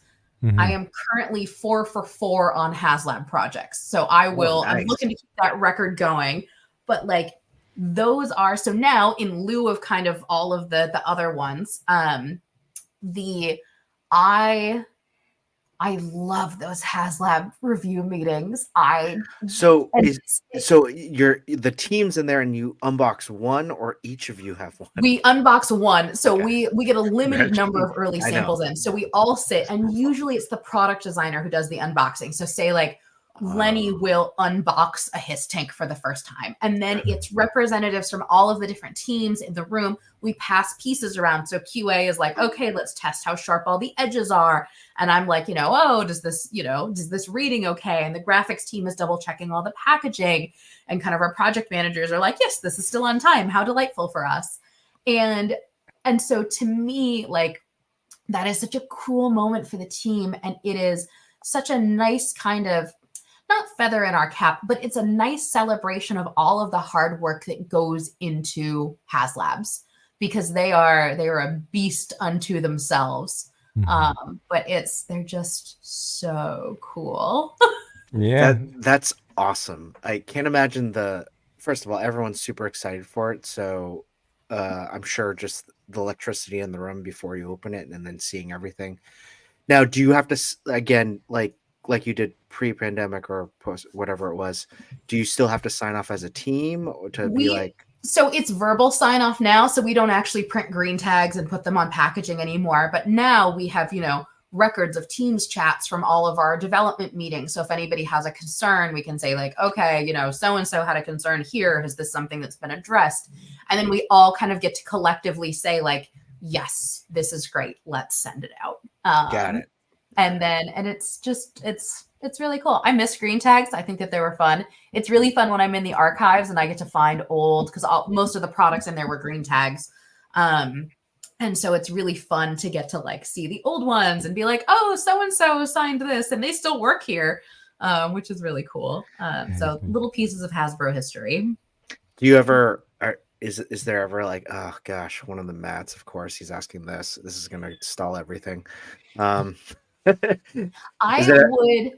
would rather somebody ask a question, because it's better if we ask it internally instead of having it asked externally once the product is released. Fair point. So if somebody says, hey, I have a concern about this, and even if it ends up not being a problem at all, I would so much rather somebody at least ask and say okay, yes, we have considered that this may be a thing in the future, versus being caught unaware of it. I gotcha. That's with I imagine that as you unbox things, you're having a lot of fun with it. Is it anyone's job to be like, hey, can you play with this? Pretend you're 10 and just be a little rough on it to see what would happen. Oh, dragonfly, let's just try what would happen on a 2-foot drop. Oh yeah, no. So all of our products undergo pretty rigorous testing, usually with our kind of team in PDE, which is the team that sits in Asia, closer to the factories. And so depending on what the age grade is on the product, it goes through kind of different testing. So the reason why we age grade, so classified series is 4+, right? But we age grade some of the HasLabs up because it means that they get to go through a different level of testing than just the figures would. So we'll still test the figures to 4+, but it means that we don't have to drop the his tank from quite as high of a height and see what happens to it. Which the more kind of complex and the more electronics you have in an item, ideally the lower you want your drop test to be, because that can get a little rough. But we always make sure, regardless of what level of testing it goes through, it is rigorous testing. We make sure that this is going to withstand you playing with it. But so it goes through testing with that team, but then also the development team can get to do testing. So when I lived in Oregon, our engineers would send me electronic role play items and be like, just play with this for 45 minutes and see if you can break it. So I remember testing the Power Rangers Chroma Fury Saber, the sword that we did that could read colors and change colors depending on what you scanned.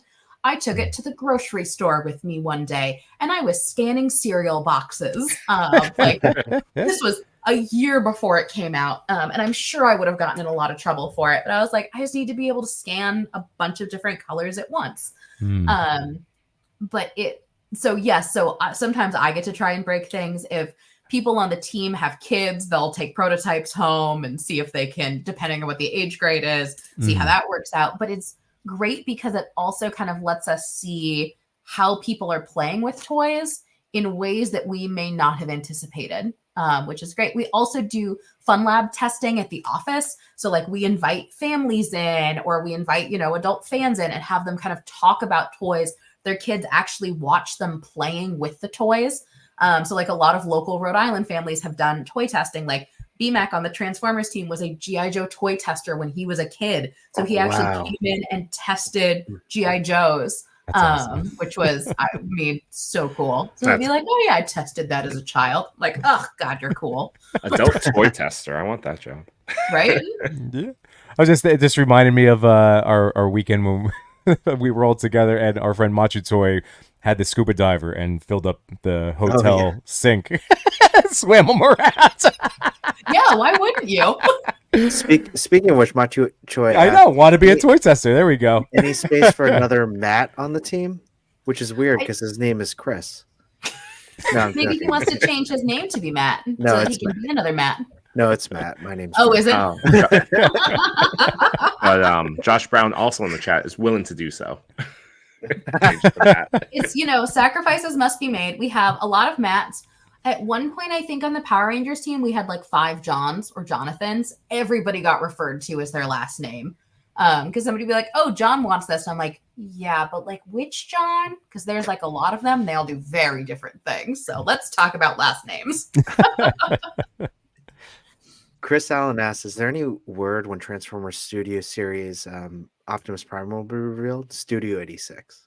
Great question. I cannot comment on any product that has been unreleased to this point. So it'll be a surprise it may happen, it may not happen, but we'll all find out together. You heard it here tonight. It may happen, but may not happen. Exclusive Toy Daddy reveal. Love it. Getting all the exclusives. There's a couple of different kind of rules that we have for basically our code of conduct for letting us have conversations with like fans and collectors. And one of those is no new news ever comes from us unless it is sanctioned in a fan stream. So unfortunately that's the reason why we just can't comment on all this stuff. Yes. So otherwise everybody's going rogue and that's not good. Yep.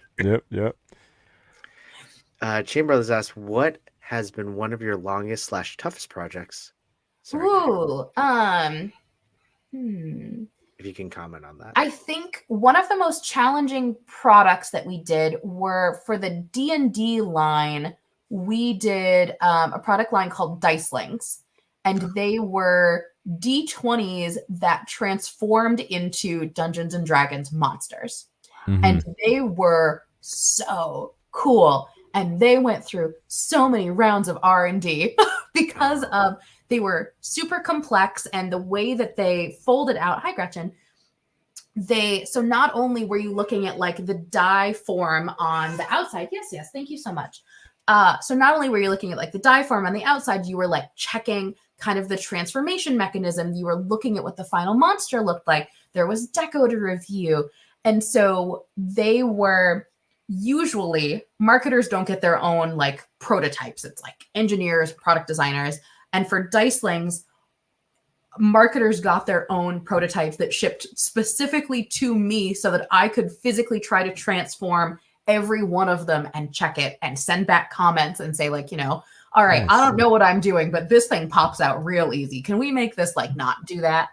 And sometimes it really helps to have somebody who isn't like hyper familiar with the toy. Like I knew like, okay, this one is a die and it transforms into a dragon. And there is 6 steps to do this. But like, I wasn't super familiar with like the joints that were used and all of these kind of details. And so to have somebody that can basically test a toy kind of like the consumers at home is helpful. Like I knew more than, like somebody who's just picking one off of like the shelf at Target or something. But like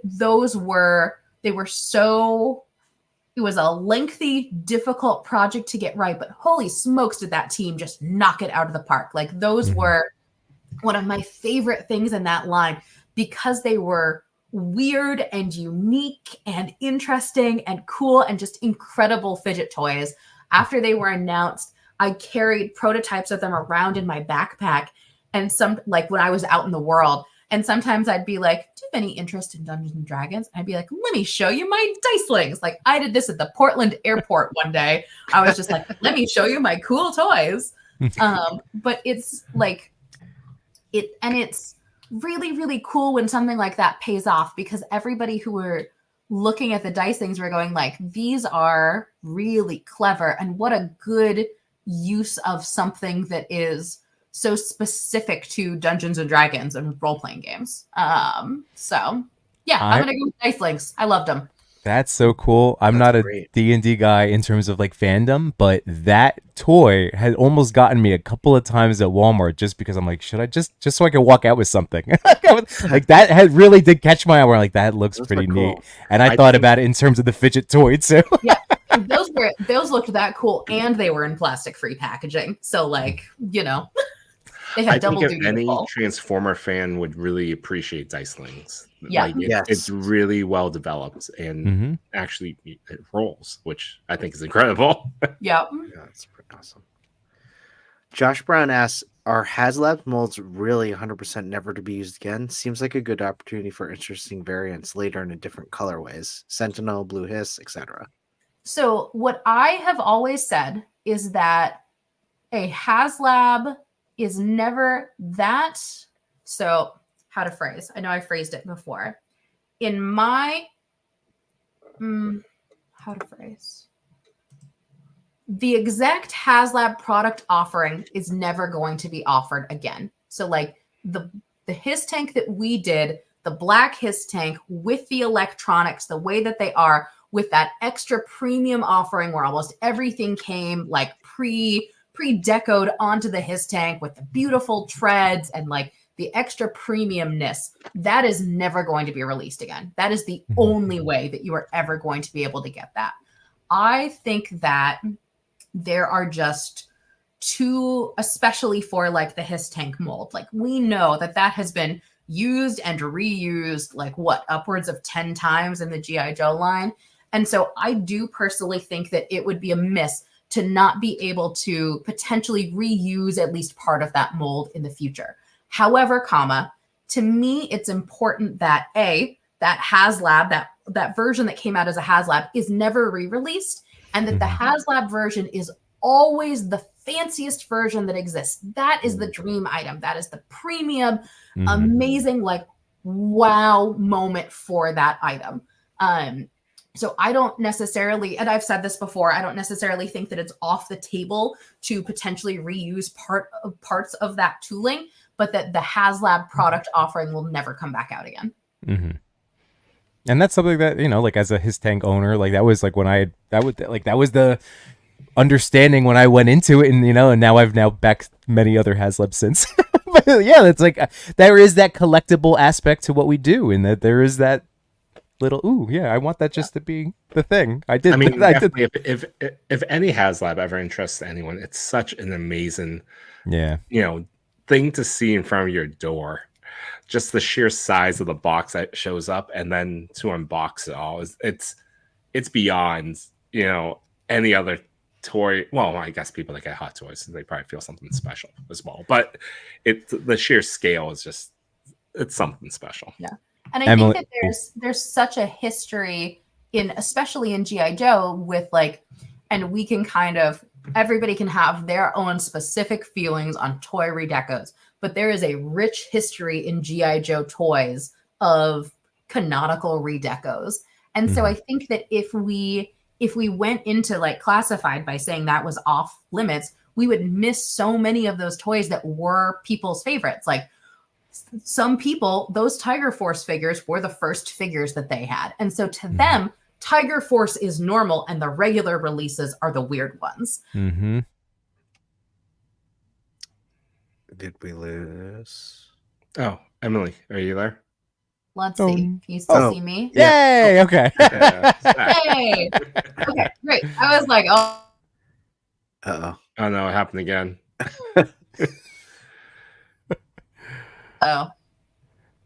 We're dancing. It's okay. Can you see me? Yes. Yeah, okay. We're good. We're good. You're moving again. Great. All right. I'm just gonna stand real still and pretend like the wind isn't happening outside. I was gonna say, redecos. Oh, right, yeah. redecos. Mm-hmm. But like I think that there's, and you never know like what people think are like the normal versions of things. Right. So we certainly wouldn't want to cut ourselves off of potential figures for G.I. Joe when there are so many great ones that we can do. Awesome. Yeah, and Josh Brown said, "Thank you for the great answer." Aw, thanks, Josh Brown. Appreciate it. Literally, Action Fig says there was a Tiger Force vamp. Just saying. Sure was. There you go. Literally Action Figures also asked Emily, one of the Joes I had as a kid was Street Fighter Blanka. Given we saw a Power Rangers and Street Fighter crossover, any chance we'll see a Joe's Street Fighter partnership again? We've always said that no GI Joes are truly off limits for classified series, so you never know where the line may go in the future. There we go. That's a great answer. It's almost like you're good at this, Emily. I've had a lot of media training. Please don't swear and please don't say anything stupid. Like, hey, that's where I would fail. Emily, I'd be so bad at this to be like, all right, you guys promise not to tell anyone? Yeah. Get closer. Something that definitely gets better with time, and I feel really, really bad, but like I had to get into, I felt so guilty for not being able to tell everybody like everything that I knew.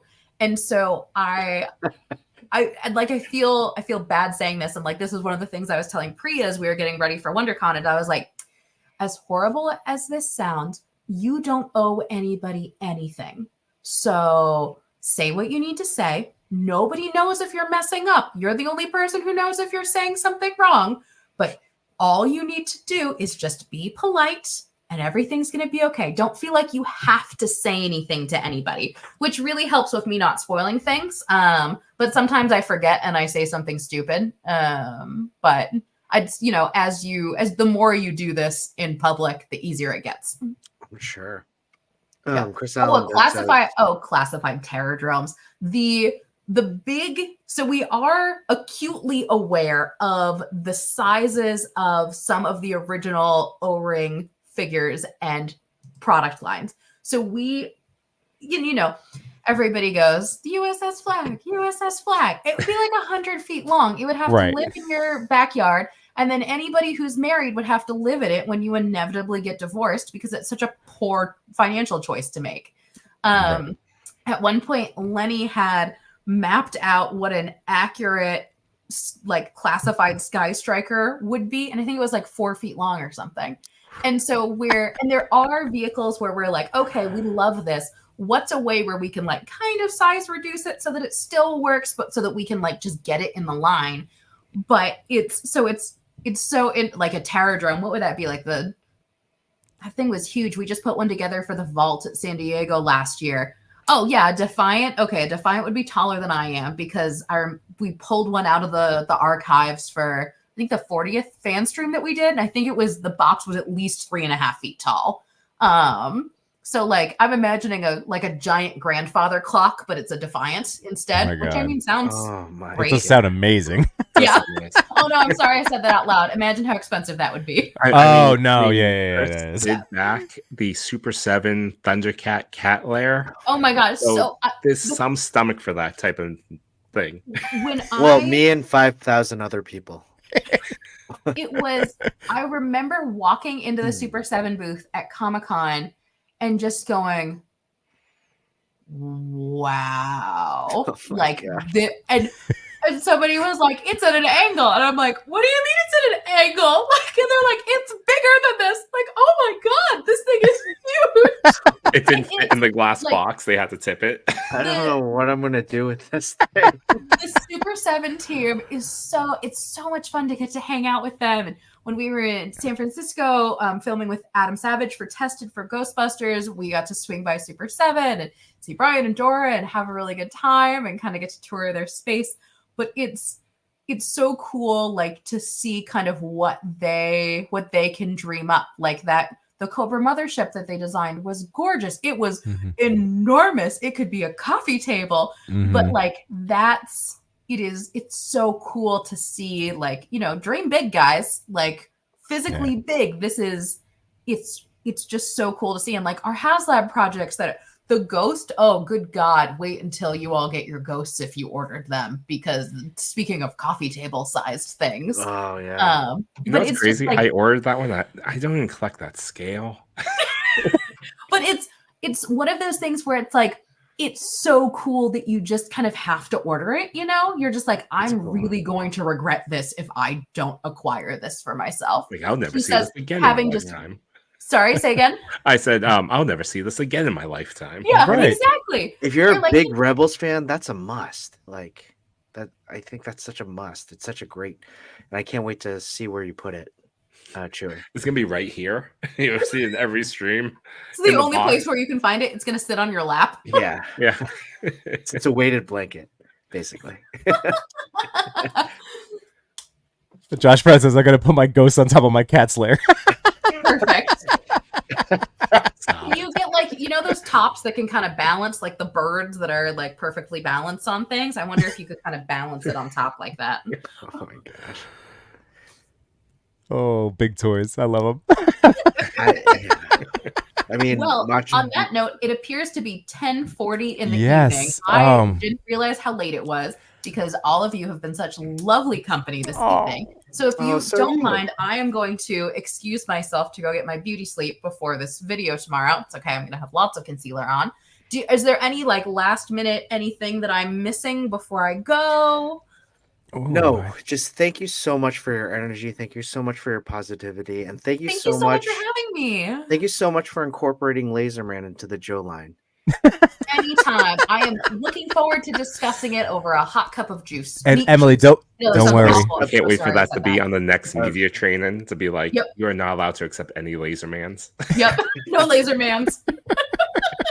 How about Hey Man? I'll take Hey Man. We'll talk to Chris after this stream, Emily. We'll run through some of those talking points that you laid out so eloquently. Fabulous. Well, you know, it's really just about kind of how you can build on your dreams, right? And maybe get them to a place that is just a teensy bit less Marvel's going to sue me. It's less about Marvel suing you. It's more about Disney suing you. Yes. The fear level is way different. Yeah, you don't want to be in litigation with the mouse, so they're going to No. win. I will tell you, this is my dream right here. Just I have my own Laserman figs that I've made. I pitched them to you, Emily, and you've just listened. That's all I care. Listening is, I think, the most underrated skill set of any human ever. Listening gets you so far in life, and being willing to ask questions that aren't like awful and just like ask, you know, like, tell me more about this. Tell me why this is important to you. Tell me what you love about this. I learned so much about people and things just by asking, like, oh, tell me more. And then people just kind of go, and it's great. And I absolutely love it. So thank you guys for having me. This has been really, really lovely. Yeah, Absolutely. thank you so Appreciate much, your Emily. time. We're excited to see all the future fan streams and convention appearances. We're excited to visit the Hasbro booth this summer in San Diego. Yeah. Gonna We're going to be get to come great. by. Yeah. Well, So- I hope that it lives up to your expectations. And hopefully we all have a real good time. Well, thank you, Emily. Have a great Fabulous. night. Have a great rest. Thank you. We'll Have be a on for another lovely 3 hours now. show. Yeah. No, not three. Not And three. that I gotta go to concludes sleep. the pre-show to the show. We'll start the deck and Perfect. All right. Thanks, everybody. See you Thank you, later. Emily. Bye, Emily. Bye. Bye. Thank you. Oh, man. That was awesome. That was awesome. And I'm we now so start happy. the show. I'm so happy. Oh, And we're actually, click the Yeah. slide. Oh, I'm in there. Boop, boop, boop. Hold on. I am like just. This is what's making Yimbo happy. There we It go. is. There we go. What were That you was doing, Toy fantastic. Father? Wait, I'm just editing something. Oh, no worries. I just wanted to get that slide up. Yeah. But yeah, that was great. And I'm so happy she stayed in chat as long as she did. Yeah. Oh, that was so nice. That was so nice. So Yeah, that was awesome. and Chris, fantastic job. That was your best elevator pitch yet. Well, like I said, Emily, she really like lobbed me a couple to like set me up well. So, and yeah, I loved the idea, Yimbo, of pretending that I was an intern. right? Yeah, a little role. That was, That that really was good. perfect and really smart of Emily because Yeah. it was a scenario, right? Yeah, I yeah, wasn't of course. necessarily pitching anything. So Right. That's what we'll do from now on. Role play. Right. As Josh Brown says, that pitch, it was. Oh man, that was again. Practice makes better, right? Everybody, as Gabby from Gabby's Dollhouse says to my daughter, reminds her all the time. Practice makes better. Oh, so gentlemen, that was excellent. I really did bring out all of my JOES and stuff, but that was just so neat to get to know Emily the person, and again her journey into toys, and that's so great. So Yes. How are we doing otherwise? With I'm life good. and toys. I'm good. It's busy. The days go by so quick. The weeks are going by. It's April now. I didn't realize. Like, It's Well, April. yeah, we do need to start rolling out our road to Comic Con, road to San Diego, right? Road to STCC. that's right. We're still closing in on our 1,000 subs. Not that we're the YouTube guys that tend to talk about this, but anybody that happens to enjoy what we do each week, we are trying to hit that big goal. It would be great to happen sooner than Comic-Con, but yeah, if you can spread the word, make sure that you are in fact subbed, etc., etc. But yeah, just a little bit of that. Yeah, but ultimately appreciate everyone in the chat for hanging around and asking great questions and being supportive. We appreciate you. We love you every week. Chris, what's making you happy today? I don't know, just getting the time to do this, hang out with the boys and hanging out with Emily. I got to buy some toys this weekend. We'll get into that, but I really love. I'm glad that I'm getting back into photography, getting back into posting, and that's been a lot of fun. So I found the passion of that again. And your passion's being well rewarded as well. Yeah, what was that? 2 Mezco features, including a Mezco Monday win. So that's that's really fascinating that you're so inspired. I love your support. You've just been nothing but a great support to me, so I really appreciate that. Love you, man. Next week it will only be one of them. They haven't spoken all week since no Monday. chewing. No chewing. I know what you're doing. Please stop. I gotta say, I almost died when you posted that 30-second video of your stream of are you gonna be like so pissed at Chris if he wins one day? And I was like, oh my god, they were talking about this. Yeah, we were talking about it. Yeah, absolutely. We were on stream for like 3 hours. I just couldn't believe I told my wife, I was like, hey, I'm just gonna hop on with Yimbo for like 40 minutes and be off. 3 hours later. Oh. Here we go. Now this is a fun thing because yesterday I got to go to an arcade with my niece and nephew, my brother-in-law. It was awesome. We had a whole family day yesterday, and they had a Guitar Hero game. And I'm sorry I didn't pick Jukebox Hero. I ended up playing Sabotage, but I did play, and then I had the thought of my wife recording me playing Jukebox Hero, but it was for my children, so I only did it the one time. But I was gonna do it and send it to them. Jukebox Hero is a fun one on the Guitar Hero. It definitely is. But I went Sabotage.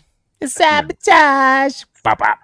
Maki Toy is actually, when he joined, you always know that their stream has ended, and they had Sparrow Toys, they had Brick Something, they had Highly Articulated on talking about Animal Warriors of the Kingdom Series 2.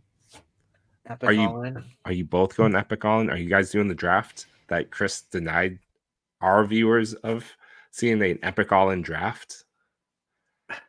Or Epic All-In? Where speaking of which, let's look to see like where Sparrow's at. Actually, we should do a Kickstarter check-in for the folks that have been on the show. They have ongoing that's a great idea right now. So let's take a look at AWOC. Let's take a look at Agnes Garboska's Positively Pet Puns, and let's take a look at Fox Forge Toys with Galactic Valor. And real quick, while you guys are doing this, I love this idea. I'm gonna go use the restroom real fast. I'll be right back. All right. So they're like they made $20,000 since we were with them. I think they were 207. Yeah, that's really good. So that means they unlocked. What's that? So what did they unlock? They unlocked the Hoarded Troop Builder. Oh, they have some pictures up. Oh, that's cool. So these are the extra head sculpts that unlocked. They're not for purchase. They come with the figures. So each one will have their own second head that you could swap on. Oh, and these are the other ones for the big boys, the Bone Crushers. So Hannibal, Kali, and the dog all have. Oh, the dog has a cigar. I backed both. What's his name? Grimes and Hannibal. I went Hannibal, Boone, and the Chameleon. Those are the 3 I have. Yeah. So I went Hannibal, Grimes, Boone, and Gresh. The Gresh. Chameleon. Let's see. We'll keep going down. So that. Oh, that one has the alternate head. They haven't. This is unlocked, but it hasn't been revealed yet. The alternate heads for the 2 female characters. Yeah, that fox looks good. Yeah, the fox is great. I should add some weapons packs because look at some of these ones. They look great. Weapon set, yeah. They have one that looks like Maui from Moana's like fishhook. Oh yeah. I saw that. So this one was the one that was unlocked at 220. All right, that's a good one. Horde Assassin. And the next one, they're honing in. Next head unlock for the assassins. This was already unlocked. Yeah, this was you can order. So the next one would be that head sculpts, but also at 260 the raving. Nice. If this gets unlocked, I'll back Meryl. Ethan was recently they didn't have that image last week when we had them on. Yeah, they didn't have this one. I really want this one. That looks like a Kung Fu Panda villain. It does. It looks like I just saw Kung Fu Panda 4. It looks like the one from I think it was Kung Fu Panda 3 or 2. Not sure. The elephant, which is supposedly massive, the Mamba. General Mamba, and they showed an image of the rhino, but it's not up here for unlock yet. It might be too good. The fans would go wild. Yeah, but they're on their way. I really want the exclusive Lino one that never came to fruition. I think a little pushing on Jason. He might. Okay. I mean, Legion's Con. I mean, if he has an exclusive, that'd be cool. And that's Agnes Garboska. That's Agnes Garboska. You could just stay in Kickstarter and just type. Oh yeah. Let's do that. There it is. Oh yeah, literally action figures says rhinos and hippos. Be cool.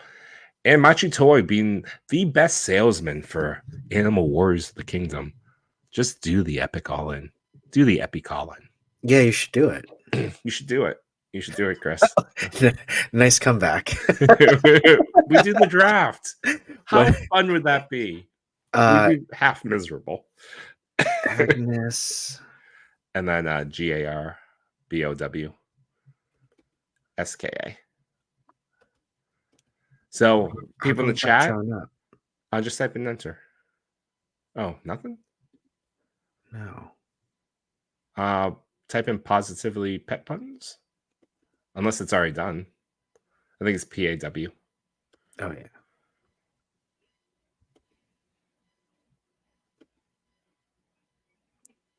I don't know. There, I'm gonna just let me remove and then just do a. You do that. You look up Fox Forge and I'll look up Agnes. Agnes, okay. Well, you guys are looking at that. Oh no, there is more to our toy news segment. So I'll save what I was going to say. Oh, this is a perfect time. I want to start out by thanking Ender Shadow. We're going to get to his post later on, but I just had to say thank you because he's the best. Oh, never mind. We're okay. I mean, oh wait, I can put it down. How do I do it? There. Go ahead. Ender Shadow. Sir. Yeah, look, the best. Heard me talking on a stream about the hoodies for Scarlet Spidey, and ended up sending me one. Oh, really? Yes. Oh, that's cool. Who And did I that? got Ender Shadows, and now I have some stickers so to nice. put up in my toy collection of stickers and That's awesome people in the awesome. community. So thank you again That's so so nice. much. And So cool. I will continue to gush, I'm sure, about it when we get to his post later on. Actually, that reminds me, I ordered mine from. Besley. Yeah, it hasn't arrived. I think it's been 10 days. How quick does that kind of thing ship? No, it takes a while. Okay. I ordered a second one, so it hasn't come yet. Okay. Been a while. This is so great. So excited.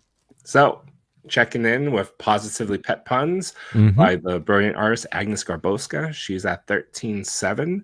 She's made her initial funding goal, and I think now it is unlock time. So let's see. Where's the unlock stuff? And for those that missed, they were unaware. Go down. You just missed is stretch Of goals. course. All right. Campaign 12.5 glossy cover, 15K. She's going to add more pages to the book, more pages to the coloring book at 17.5, 20K. Black and white original drawings will be added. More pages, watercolors, original art, and if it gets above 30K, it will be determined from there. Nice. Very cool. Congratulations there. Oh, it's so nice to see these Kickstarter again. People chasing dreams, chasing ideas, and just happy to be like a little part of that. Little part. Super It's kind, awesome. and you will see a Toy Daddies special page in the coloring book. Meow. Tins. That's fantastic. Let's clip that one. Next up, we have Galactic Valor by Fox Forge Toys. They may have passed the 50% mark. That's awesome. Excellent. 20 days ago. All right. Yep. Yeah, again, that's a really fun looking line. I got to bump into them at ToyCon New Jersey after or so recently, and they're just the best. Love those people. Love them. Fox Forge. Awesome. We checked in with our Kickstarters. Let's go. There we go. All right. So just remember, please share if you would like to let us know what's making you guys happy. We will gladly shout that out. So by all means, we love hearing the positivity. So here we go. Bloop. This is our figure again. Race to 100. The race to 100. Let's just not pretend we're trying to do anything else. We're racing to the best 100 figures. Yep. And So far, Chewy, you're doing a nice job. I mean, again, just like spacing out. We have a whole summer of toys. We have the toy news stuff to go over. But you're doing well with it so far. It's okay, Chewy. I mean, you'll get to 100 eventually. You just won't get there first. I'm just saying. So yeah, okay. Sorry. I didn't add anything to my list. I did pay for that second payment on those not turtles, so those will be coming at some point. I know. That's right. Oh, I have to add them too. And then thanks, Fling Cobb. I appreciate you. And then this came in today, which I ordered last week. Oh, cool. 39. That looks nice. Yeah. I love Hobby Yankee. It just shows up basically out of nowhere. Which one was that? You're a little small on my screen right now. Oh, here. Oh, okay. Very cool. Hello, Poppet. It's funny. I'm not even a huge fan. I love the first one. I'm not a huge fan of the sequels, but I'm a huge, Disney fan. So when I was at the parks earlier in the year, I was in line. I was like, you know what? I'm just gonna order this figure. It's really fun. It's pretty cheap considering it's a Reveltech, and then it was sold out. So I just clicked notify me, and then it's been like 3 months, and then I got the email. I just couldn't help myself. Let's check in with Mr. Yimbo. Okay, here we go. Is this a real number this time? This is a real number. I've actually been. I told you guys last week. I think we were the last couple of weeks that I have my little old school 90s style composition notebook that I've been using for my to-do lists and also keeping track. I have it broken up by like where I'm buying things. So I wanted to make sure that yes, I did in fact have Not Donnie and Not Splinter from 5K. I'm sticking with that line because they look awesome. And then Mikey just dropped too, and he looks great. Anyway, 56. Yeah, I'm at 56. So today was number 56. Nice. Cross that 50% mark. Nice. Yeah, but so it is now, like, now that I feel like I crossed over that 50 mark, everything really has to have that, because now space in the rest of the, because we're not doing any gimmicks, we're not doing any like buybacks or selling of figures, or there were trades. So this is it. So like I was super excited today. I found Kirby, and it's so funny because I was talking to some friends like Cox Create and Too Much New Toys about this figure, and like I was looking at an AliExpress link, and I was like, let me just, like, my store hadn't even put anything out yet, and my wife and I went today, and it was picked clean, but there was a one Kirby, and I was just super excited. So yeah, he was number 56, and that means that I'm tied with the father of toys. No, Hold you're on, not. Yimbo. Hold on, Yimbo. You're not. Did you count Oh, boy. Stealth Suit Mafek's cap? No, I did not. And did you count the On Hold with Machu Toy Store? Oh, Match Reverse Flash. no. And you know what's really funny? I do actually have I have an assorted retailers page of like Hobby Genki. I put my Max Fisher toys that I bought from him, and I have Machu. So yeah, I didn't Machu add Toy those in. Store.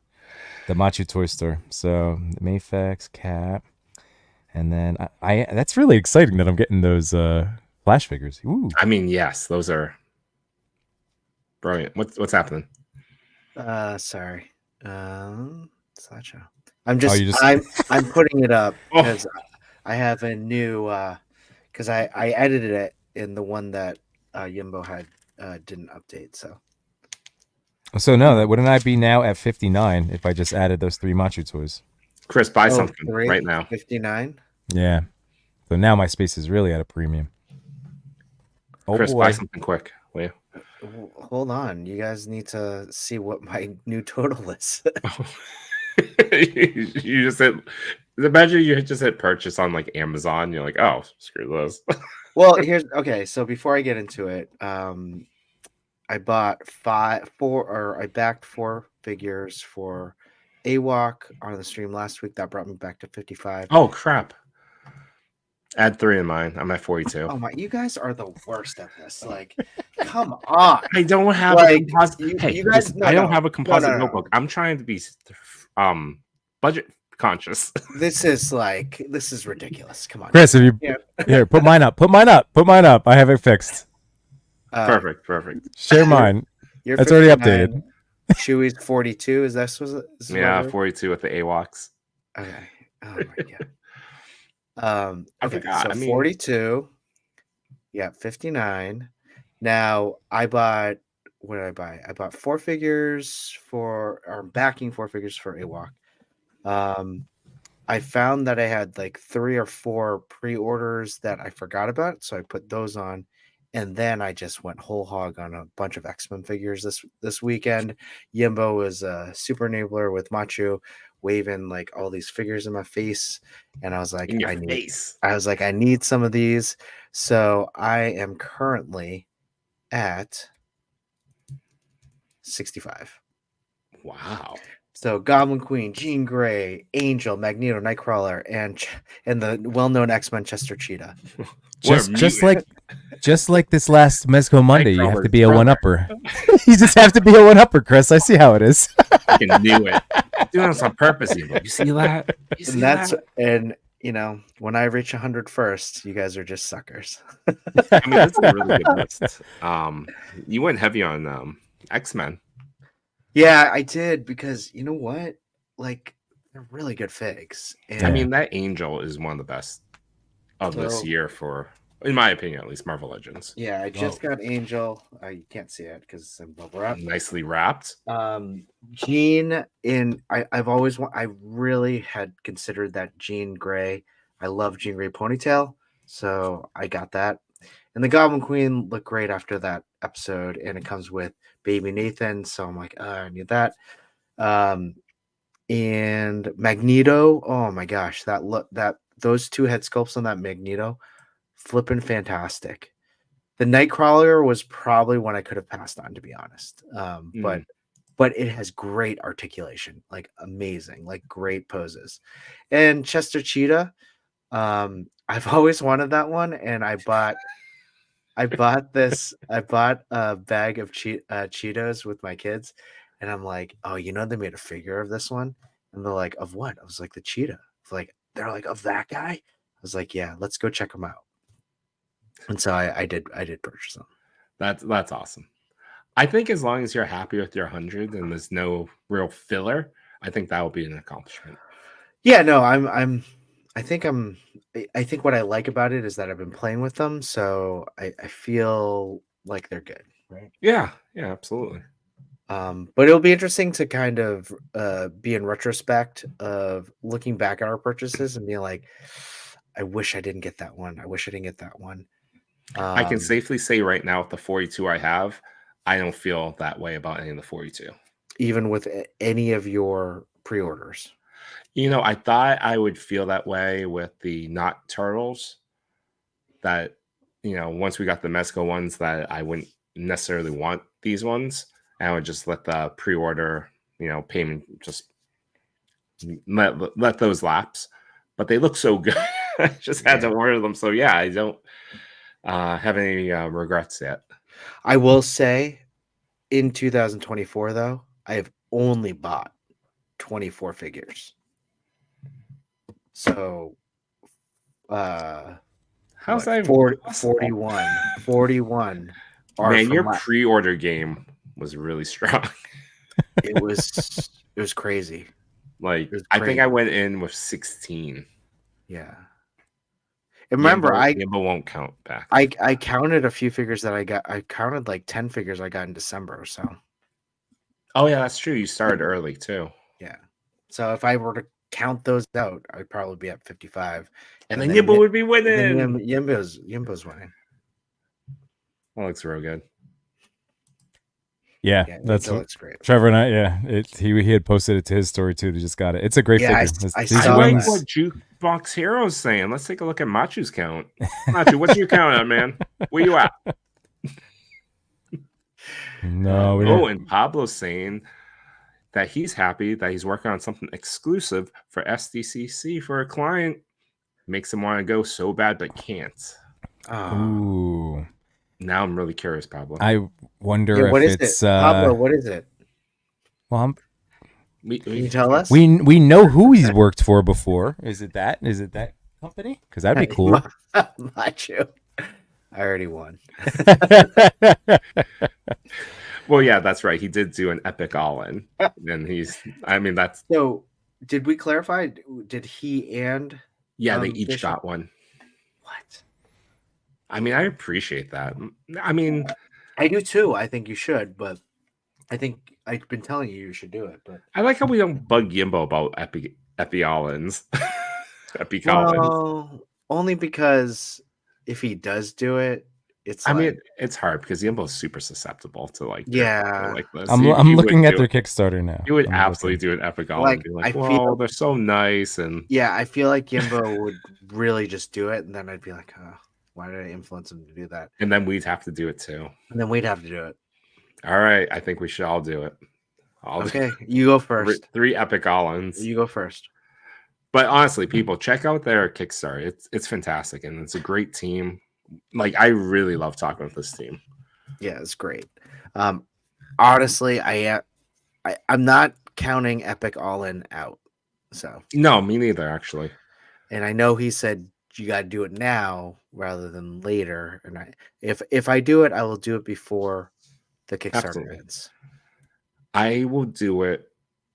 Let me get a little further into April and let some of the March was expensive for me. I need to. You said that. Yeah, you said that in February too. Yeah, but March was double what I did in February, so I really had to cool it. Okay. But we'll keep track on it, and I'm with you. I'm not rolled out on Epic all-in. All right, let's move on to some toy news. Yes, I love this line. Look at the hair on Mikey. That's the one I would if I saw it, because I saw Leo. This is again. I would totally be buying these if it wasn't just for really the 100, because these would not be for my kids. They would be for me, and then these spots are precious. So I don't know. I think you would really like them. You know? I think your son might like them. Yeah.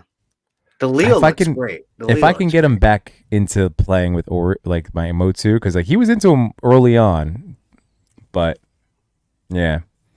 How about that He-Man with the red chest piece? Look at this. Would that speak to you?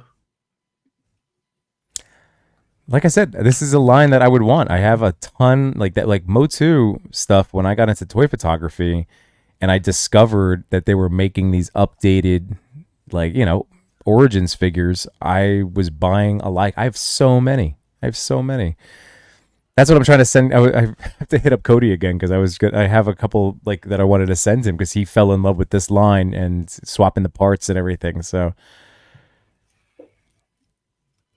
What do you think about this He-Man, the red chest piece?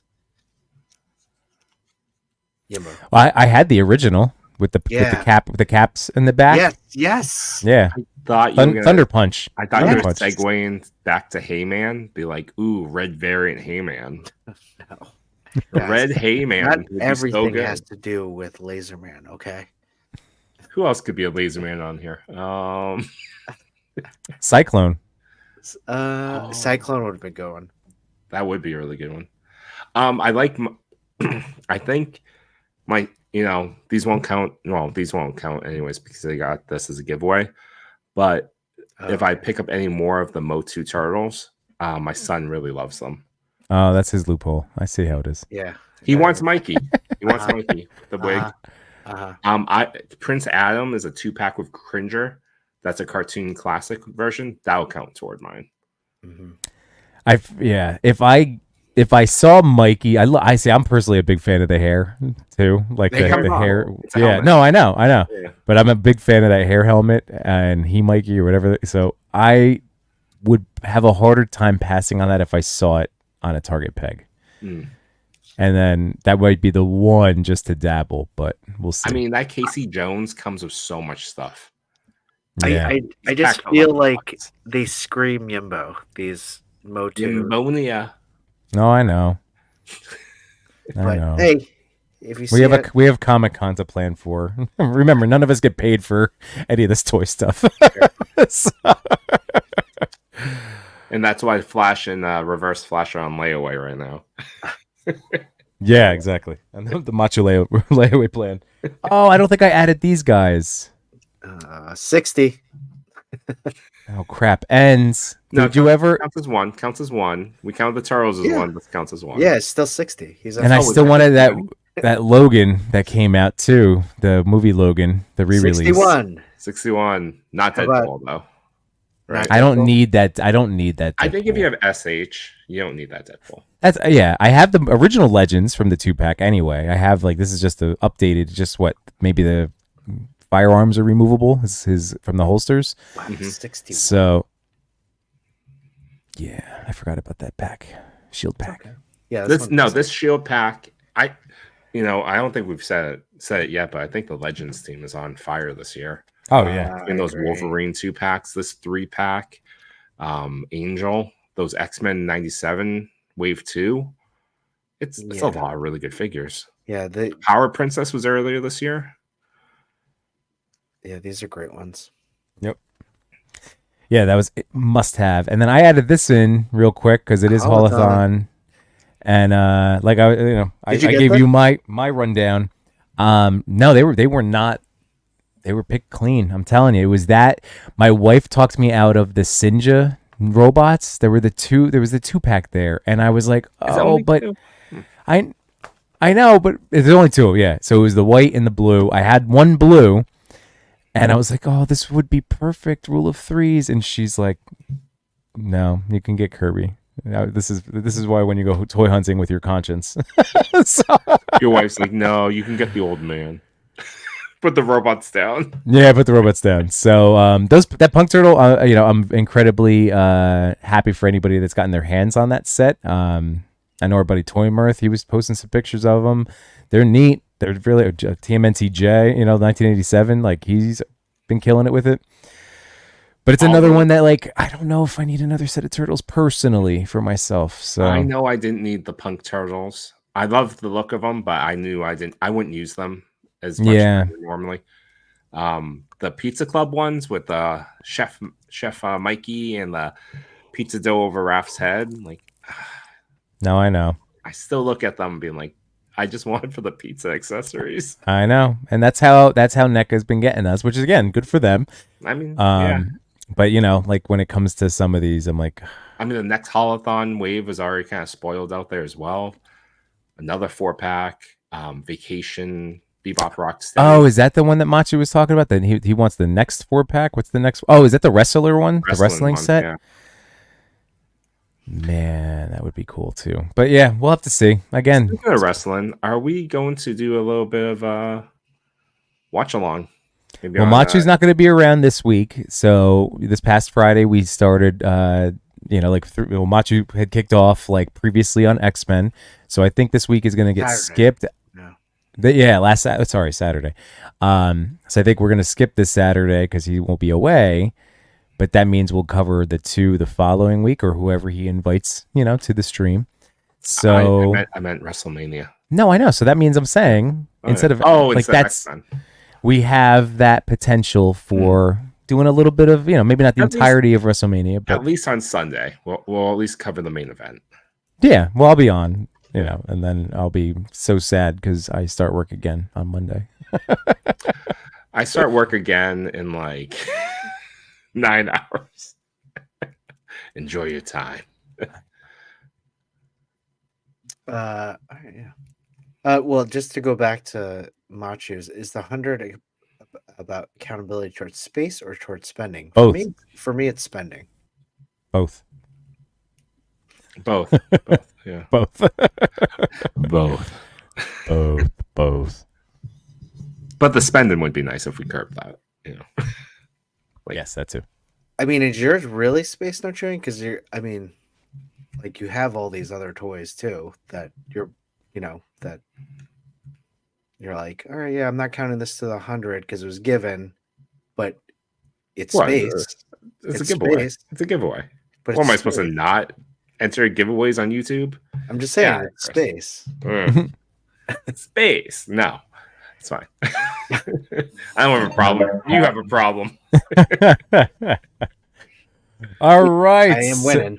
So here we are, everybody. We are at our top 10. Here's one of the TPC nominators, Sandra Bell Warhammer. This is, man, I still have to see Dune 2. I know. I forgot what happened in Dune 1, to be honest. So I got to watch Dune 1 again. Machu, if you just want in, just come in. But so is this which figure did this come out for Dune 2? Is this part of the McFarlane line towards the movie? I really don't know. I didn't see the movie either. It looks cool though. Yeah, I mean it's definitely Timothy Chalamet. I like that cloth goods edition, which I feel like. Who is that? Timothy Chalamet. Who? Say it again, like the way you did it. Chalamet. Get closer. Timothy Chalamet. Chalamet. Ooh. I don't know. I just like the way you said it. Sure, it's not Chalamet. Yes. Willy Wonka. But yeah, I really like that soft goods edition. I don't know if that was their own touch to it, cool. But that plays nicely. Like the texture in that, and what a crazy dio. Yeah, it's a really cool dio. I like that. I wonder if it's like one of those ones where it's like crumpled up bag. It's just like, oh yeah, it could be. I love it when people use crumpled up bags or stacked up cardboards, and they make this amazing looking dio. Yeah. Oh, you just reminded me. I've never tried. I've done the cardboard inserts for appliances. I once painted one on my street to be like, hey, look at this, and it works. It does work really well as a ground. Mm-hmm. But yeah, the cardboard filler paper in some of our toy shipping packages. I haven't messed with that, but I've seen people do some crazy, just make little canyons and again Star Wars-esque, like rock formations out of just that. So I gotta mess around with that more. Yeah, that's really cool. I'm really still considering that SH Arts rock thing that you got. $30 Amazon. Oh yeah, that's really cool. Do you have That's- any of the other ones, like the wind effect, the water effect? I don't have the wind or water, but I had the fire. The fire is awesome too. The water one is maybe. They have a blue one and I think the green one's wind, but Mm-hmm. it's very tempting. Sandra Bell got back to me. What's the story behind your picture? Behind this scene is my passion for Dune Saga. Two important elements in the saga are Paul, how do you say it? Atreides and Sam Wern's. I love making dioramas, custom figures, and toy photography in general. It is something that makes me very happy and serves as medicine against the stress of everyday life. No That's right. kidding, right? Absolutely. And that's what I think that I finally have found the passion back in toy photography. It has helped me deal with some stress, so it's been good. Yeah. You had said something interesting earlier about a little bit of the anxiety as an artist or photographer trying to capture these photos and having Mm-hmm. that was it that complex Imposter syndrome. imposter syndrome. Imposter syndrome, and just is it good enough? But interestingly enough, I have that with my day job all the time. Oh yeah, But with this hobby, I've never actually felt that. It's always been so much fun for me that I don't really think I don't have a lot of anxiety at all. It's like, oh, I can't do this or this didn't work out because I don't know. It's just one of those rare healthy things that I have where it's all fun. It's never with photography. It's never oh, this is a burden that, or I think this sucks. well, I mean, I definitely have real bad imposter syndrome when it comes to toy photography. I for some reason for myself, I don't feel like I have the professional chops to really explain what I do. I just do it and I just think it looks good, and so I just post it. There's nothing that technical that I can really go into to give that input or feedback. And so when I post something, I'm like, all right, well, it seems great. I think what has paralyzed me in the past couple of years really is past year or two is thinking, all right, I don't know what's the next goal I need to really think about to improve. I think that's the piece I've been really stuck on. What do I want to concentrate on next? And now I know your answer, Chris, which was beating me. Yes, that was the motivating fuel. That was it. I understand. It all next week. goes. I'm going after Yimbo next week. It all goes back to 58 photos down the crapper. And again, it's just I don't know. Something about this hobby has always been so fun for me that it's always been that. And yeah, I'm just appreciative of that. And when you said that, it's like, oh, with this though, I guess I don't try to do what you said, we're knowing exactly what to do and trying to improve. I think I do that on a minimal basis. I kind of stumble into improvement or add in different elements. But oftentimes when I post something or I take a smoke video, I'm like, that was fun. I liked how that looked. Yeah. Even people like Machu Toy, who is an incredible photographer, has this too. It definitely makes me feel better hearing that, right? I think again, we're our own worst enemy, so that's why it's nice to have this positive toy community to build each other up. Number 2 for Sandra Bell, what makes you happy in the toy community right now? I think a little bit of everything. Meeting people with the same hobbies and tastes, not only in toy photography, but in general. But also the types of figures I collect. I recently joined a small but cool Warhammer 440K photography group. For now, it's not very popular, but the number of fans and collectors is increasing by the moment. It is great and fantastic universe, and I hope that Amazon and Henry Cavill know how to take it to big and small screen, doing it justice for rich, extensive lore as it continues. I also love discovering new accounts and amazing photos. I watch them, and you always learn from the BTS. After all, it is a hobby that is more enjoyed if it is shared with the community. No doubt. Thank you, Sandra Bell. Thank you. Seriously, killed that Dune shot. Love it. Love it. Let's move on to number 9. I wanna be like Mike. Oh, this is cool. What? Are those in the backdrop? Are those some tracksuit mafia guys? Yes, they are. think so. It has to be. How many tracksuit mafia people do you have, Yimbo? Well, I shipped my pile of loot, so I'll have 3. Okay. Rule of thirds. thirds. Yeah. Rule of So- turds. Rule of turds. And some of them came from Canada. That's true. Canada? Canada. Well, this is really awesome. This, honestly, the first, what was it? Wonder Woman 84? No, not, well, 84 had its moments too. But the Wonder Woman movie was so awesome, like seeing Gal Gadot in like any of her action sequences. And in one of those movies, wasn't it like there was a big sliding type of moment, I think, or at the beginning, right? Maybe it was 84 in the museum, perhaps? I'm trying to think. That's one. Yeah, I know. Yeah. Yeah. This is So, one of my favorite Wonder Woman figures, the SH Figure Arts. It looks perfect. Yeah. It is perfect. It's perfect. I love this figure so much. Yeah, a lot of They did great a great action job. here. Yeah, I like the little the radials and the bokeh. Yeah. Yeah. Is that what they're called? I don't know, maybe. Call them light circles. Radials sounds more professional, but I don't know if that's right. I was like, oh, interesting. I call them light circles. Okay. And now I'm going to bring up a piece of advice that when we had Mitchell Wu both send in a video, and then when he got to hang out with us, on this awesome run that we've been having with these amazing people coming to hang out with us.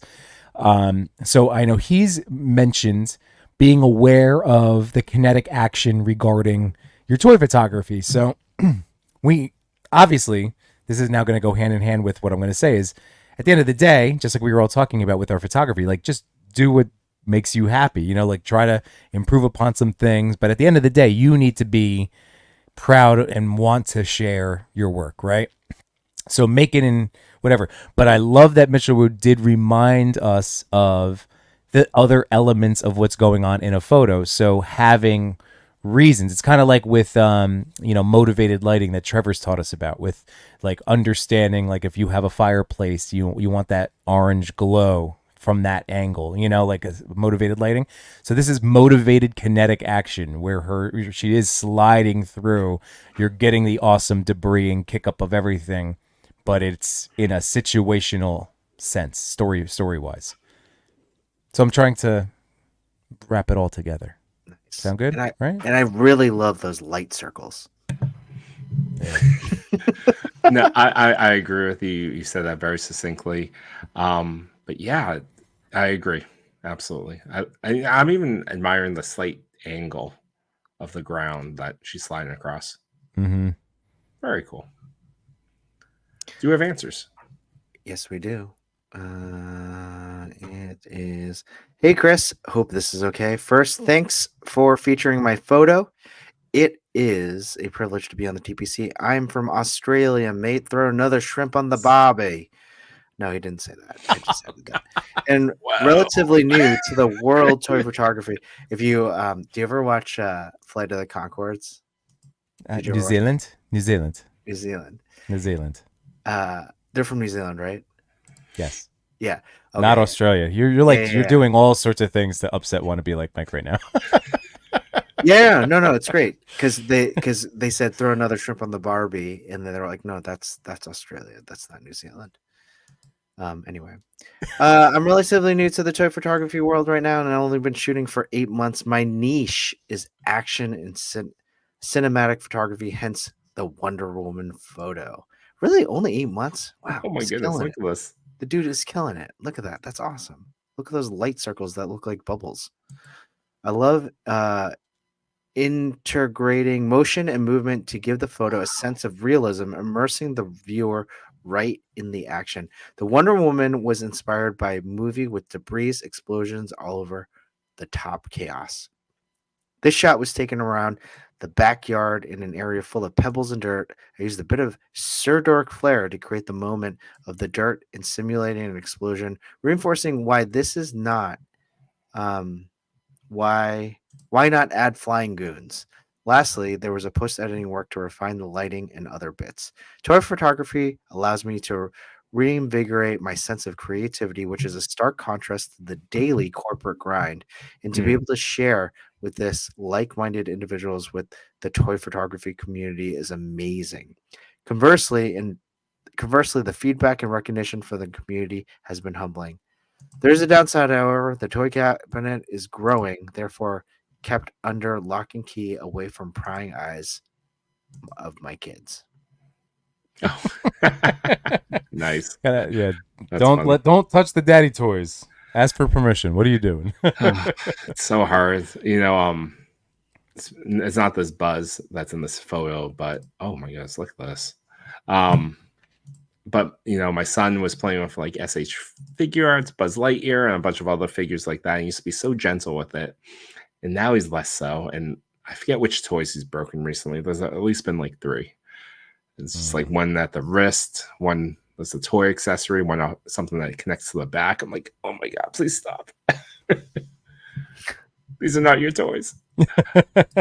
But so that said, 500 followers.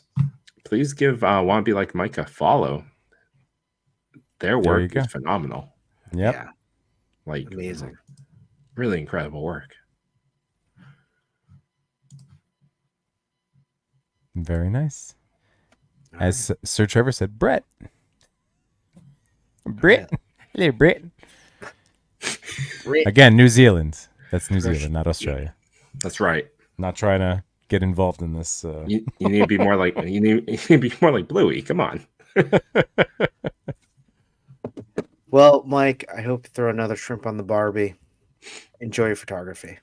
Number 8. Wolfan09. Oh, Hey. so topical. Really The well best done. Amazing Magneto figure. Oof. Slept on by so many, but I think everyone wants him now. Yeah, Yeah. I think so. Great Did you head get him, sculpts. Jimbo? Not yet, but probably will. What's 63? You should do it, Yimbo. Yeah. Well, do you want me to... I have Comic-Con. I got to prepare for Comic-Con in the summer of unemployment. I keep reminding Yimbo that too. I'm like, hey, Comic-Con's coming, and then he goes out and buys something. Like, all right, never mind. You do you, buddy. Fantastic photo. I don't want to get in spoiler territory. Did you guys watch today's episode? I did not. Not yet. Not yet. We just know it has to do with Mojo and Nintendo. I did see maybe the trailer for it or pieces of it. So I think you'll be happy that you have my extra. You'll have my extra. Don't say anything. Mojo. Don't say I that. got my long shot today too. Mm. Long shot arrived. I'm saying nothing about the episode. Yimbo. I had an extra Mojo. Yimbo's getting it. Right. That's all. Now I know. What? That he's in it. Yeah, I'm there. It's the name of the episode. So I'm thinking of starting a new bit, guys. Oh, okay. Let's hear it. Can I run it by you guys? Yes. All right. Should I So start a timer? first of all, we have like 9 months of this year, right? If I count, okay, so April, May, June, July, August, September, October, November, December. Okay, 9 months. Now, if I save 9 of my slots, so I just add 9 figures to my 65, that takes me up to 74. So then I will only have 24 figures to buy within the year to stay within the 100. Honestly, if I get to 120, I'll be okay. I feel like I'll be fine. But what if every month I have the chat decide what figure I should buy for that month? Love it. Let's go. As long as it's like, come on, make it reasonable. I'm not gonna buy like People in the Like chat, a what premium figure figure. should Toy Father buy for the month of April? So I will take suggestions, and I will write it down, and then by the end of the month, we'll get to that. We'll get to it. Yeah, I know. No hot toys, guys. Macho immediately is like, Can we "Screw off." can we stick to like $30 figures maybe? No, Mezcos. It has to be up to a Mezco. No, because I have like every single Mezco. Like, Oh, that's a challenge, people. Look at this guy. No, but I like the idea. I really do. we can refine it. I think you're open to suggestions, but I think it should be also reserved to figures that might be on the fence for you.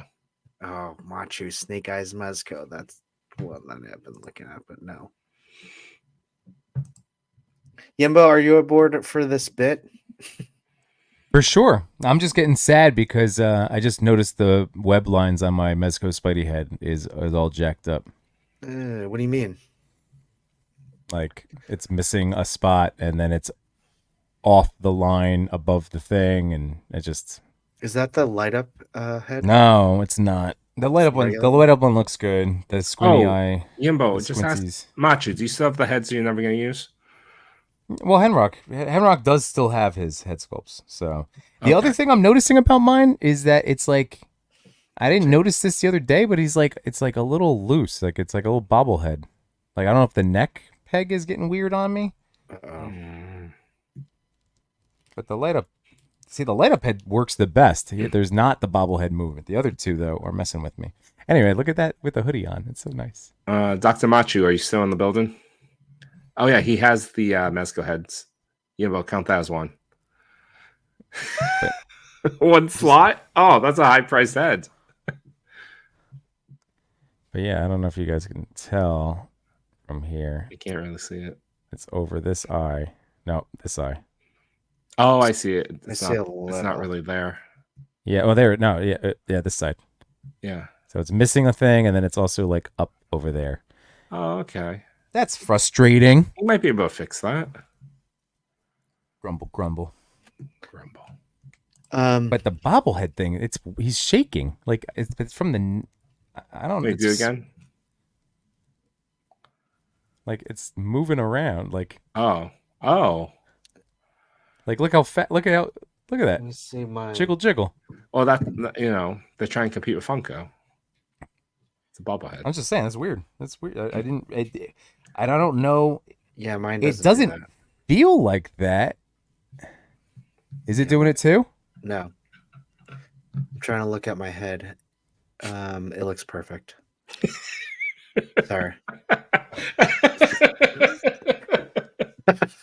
I didn't mean to make it sound like that, but I'm it trying to does. look at mine, but it's perfect. There's nothing wrong with it at all. I mean, it could explain why I won the Mezco money, but I'm just yeah, Bo, I'm It's joking. so good. I love you.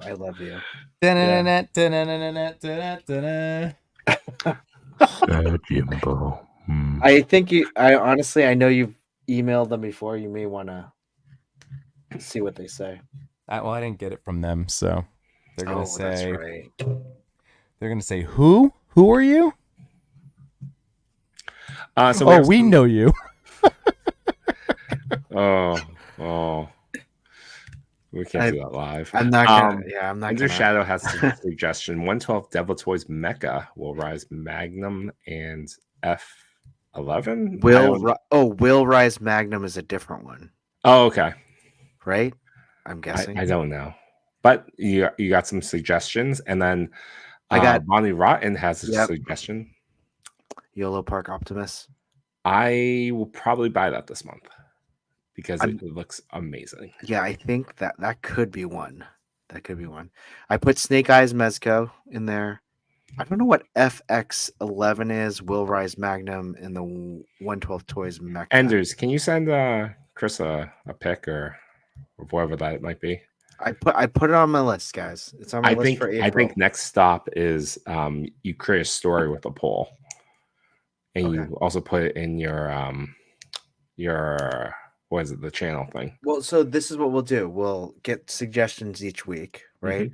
Last week we'll do a poll, and then I'll reveal on the last week what it would be. No, we do a wheel, and you have to buy it. I don't want to. No, I want to I want it. Like I like the suggestions, and then I pick.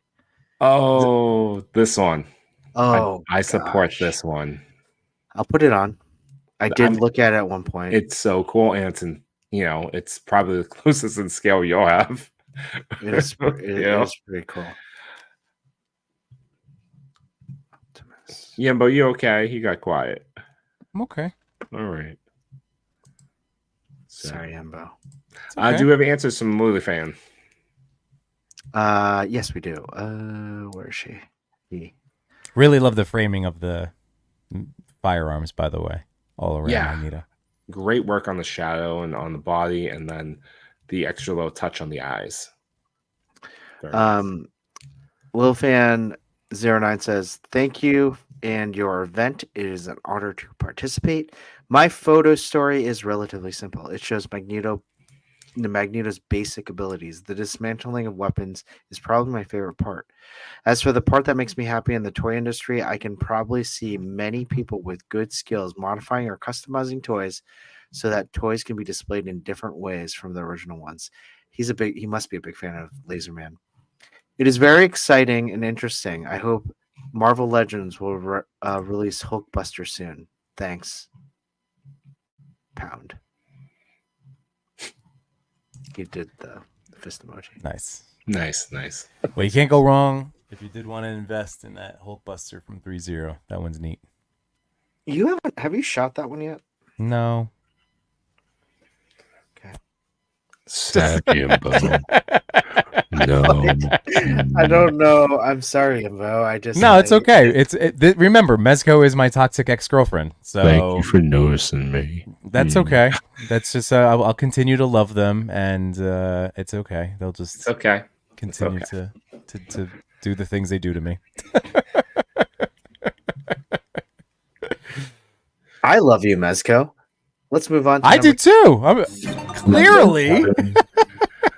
Wait. Yeah, that's right. Hold on, Mezco. I'll take care of this.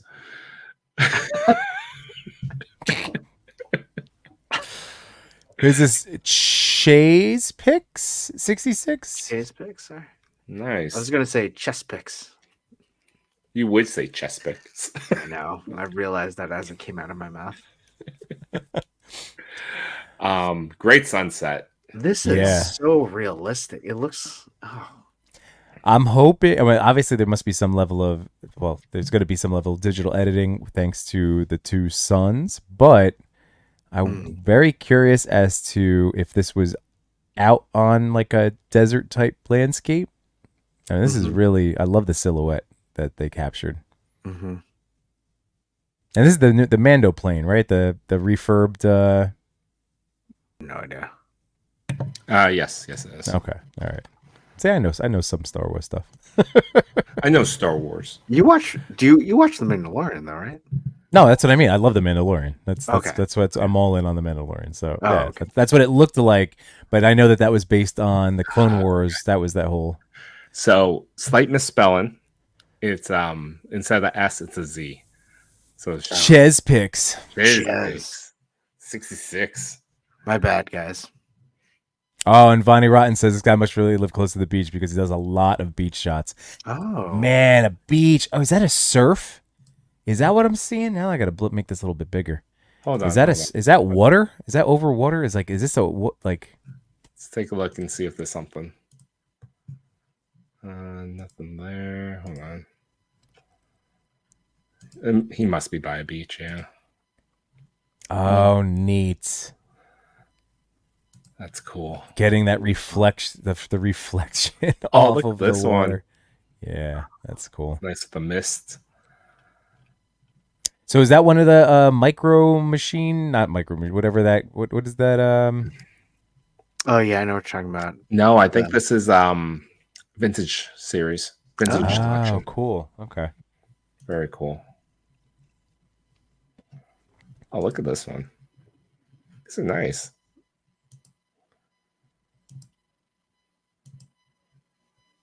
And these are all 1/18 scale, presumably. That these are all. Yeah, TVC.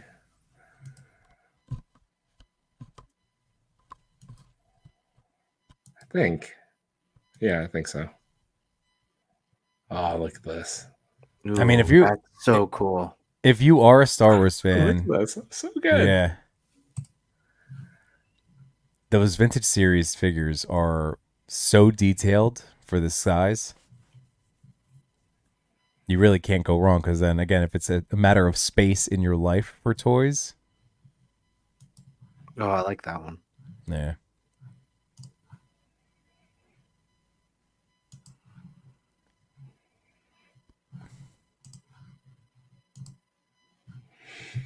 Oh, I think I have answers. Hold on.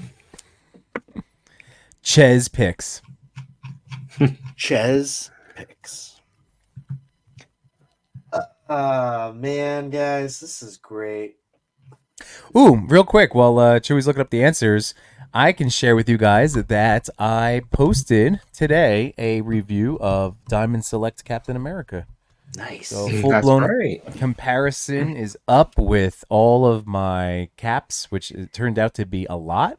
That I have. Turns out I have a lot of Captain America figures, spanning Mezco, SHF, and Marvel Legends. So if you are interested in that new Marvel Select, go check out that. And, you know, obviously Toy Father over on Threads, given you're doing the reels. Toy Father. Do you have a clever name for it yet? It's called Toy Father's Quick Assessment. Okay, so no, we're workshopping it. We workshop that one. It's up for Wait. When I pitched this, the idea of like a minute review. Yeah, it's not even a minute. It's like Yeah. 20, 30 seconds. Oh, we pitched it as, do I like this? And then that's it. Toy Father, do I like this? That's the last question that shows up. I know. I saw it. I didn't comment on it or anything, but I saw it and I liked it. Yeah, I know. I saw that you saw it. I didn't react to it really. I know. The thumbs didn't work at the time. No, yeah. You know, it's the thing. I'm trying out. But yeah, Yemo, can't wait to see that Captain America Diamond Select review, because I really do love that figure. It is a lot of fun. It looks really cool. It really does. It's I want to say it's like a definitive cap. Really? Wow, that's high praise. It's Okay. like that Steve Roger unmasked head is really nice. Yeah, I love the way the shield clicks in. Mm-hmm. The shield, yeah. Did you play with that one a lot, Yimbo? yeah. I'm just trying to get some, Machu level posing if I can even sniff his tear, but it can get a lot more articulation than I just think that, again, Diamond has been listening to the toy community, listening to people that do what we do, and talking about specific things in articulation. I mean, literally one of the first thing that I compare it to is this old Diamond Select Spidey. Oh, That came with the was this the smashed car one? I don't even know. Or that was I got you, Chris. But anyway, like, this is a gorgeous figure, just like all of theirs are, but you can't do much of anything Spider-Man related. There's no, like, so going from what this guy is, you can't even look up and down, to like where this Cap figure is. It's really incredible to see the growth of them as toy makers. So totally agree. No answers, unfortunately. So let's move on to number 6. Raya Bubba. Raya Bubba? Raya Bubba. Raya Bubba. Raya Bubba. Raya Booba. Raya. Hey. My kids call my Hey, dad Booba. Bubba. So that's why it's 2 B's with the Bubba. That's what I'm thinking. Raya Booba photos. Oh, okay. Love how they got the bubble. Mm-hmm. Yeah. So good. And that's and that tub. clearly practical. What is in that tub? Is that some like foam that like or like the like it looks like bubbles or like it's just bubbles, little small bubbles. Maybe like dish foam. soap. Yeah, maybe looks yeah. like that. Really nice. That's so great. I So- wonder if they had to use a bubble wand to make to make the actual bubble. How much fun are bubble wands? I love bubble wands. Like the amount, the biggest bubble you can get with those, really nice. Are you talking about just the straight up wand, or Yeah. And you I just go like bought- this. did you ever buy the ones that opened up? So you hold the button, you hold the wand down, and it becomes a stick again. But you release it a little bit, it opens up it's into like such a this big like one. V or kite shape. I've used them. Those are typically the ones I buy, but yeah. Yeah. You go on Amazon, you get the bubble wands like 30 for like, I don't know, $20, something like that. Yeah, so fun. Sorry, let's go back.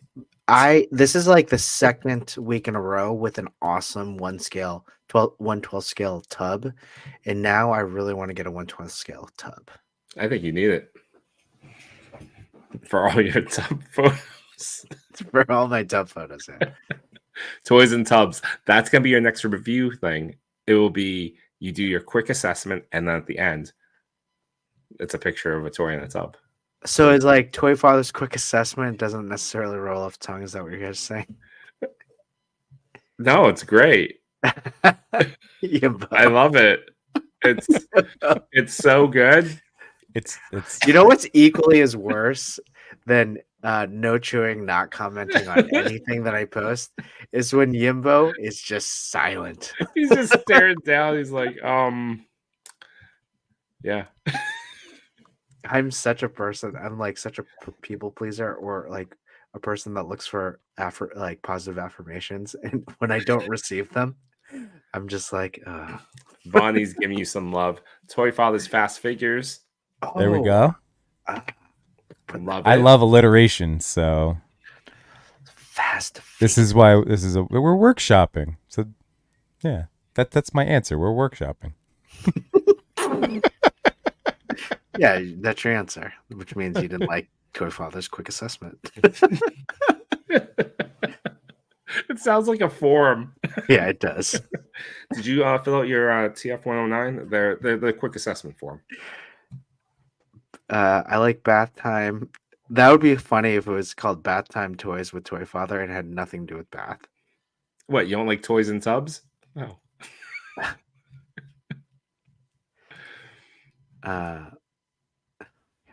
You guys, I love you guys. You know. Same, Chris. Same. Look at this new shot. Oh, that's a good one. Sir Dork's new challenge. I wish I spent more time with it, but people were so creative with it. It's a thing of beauty.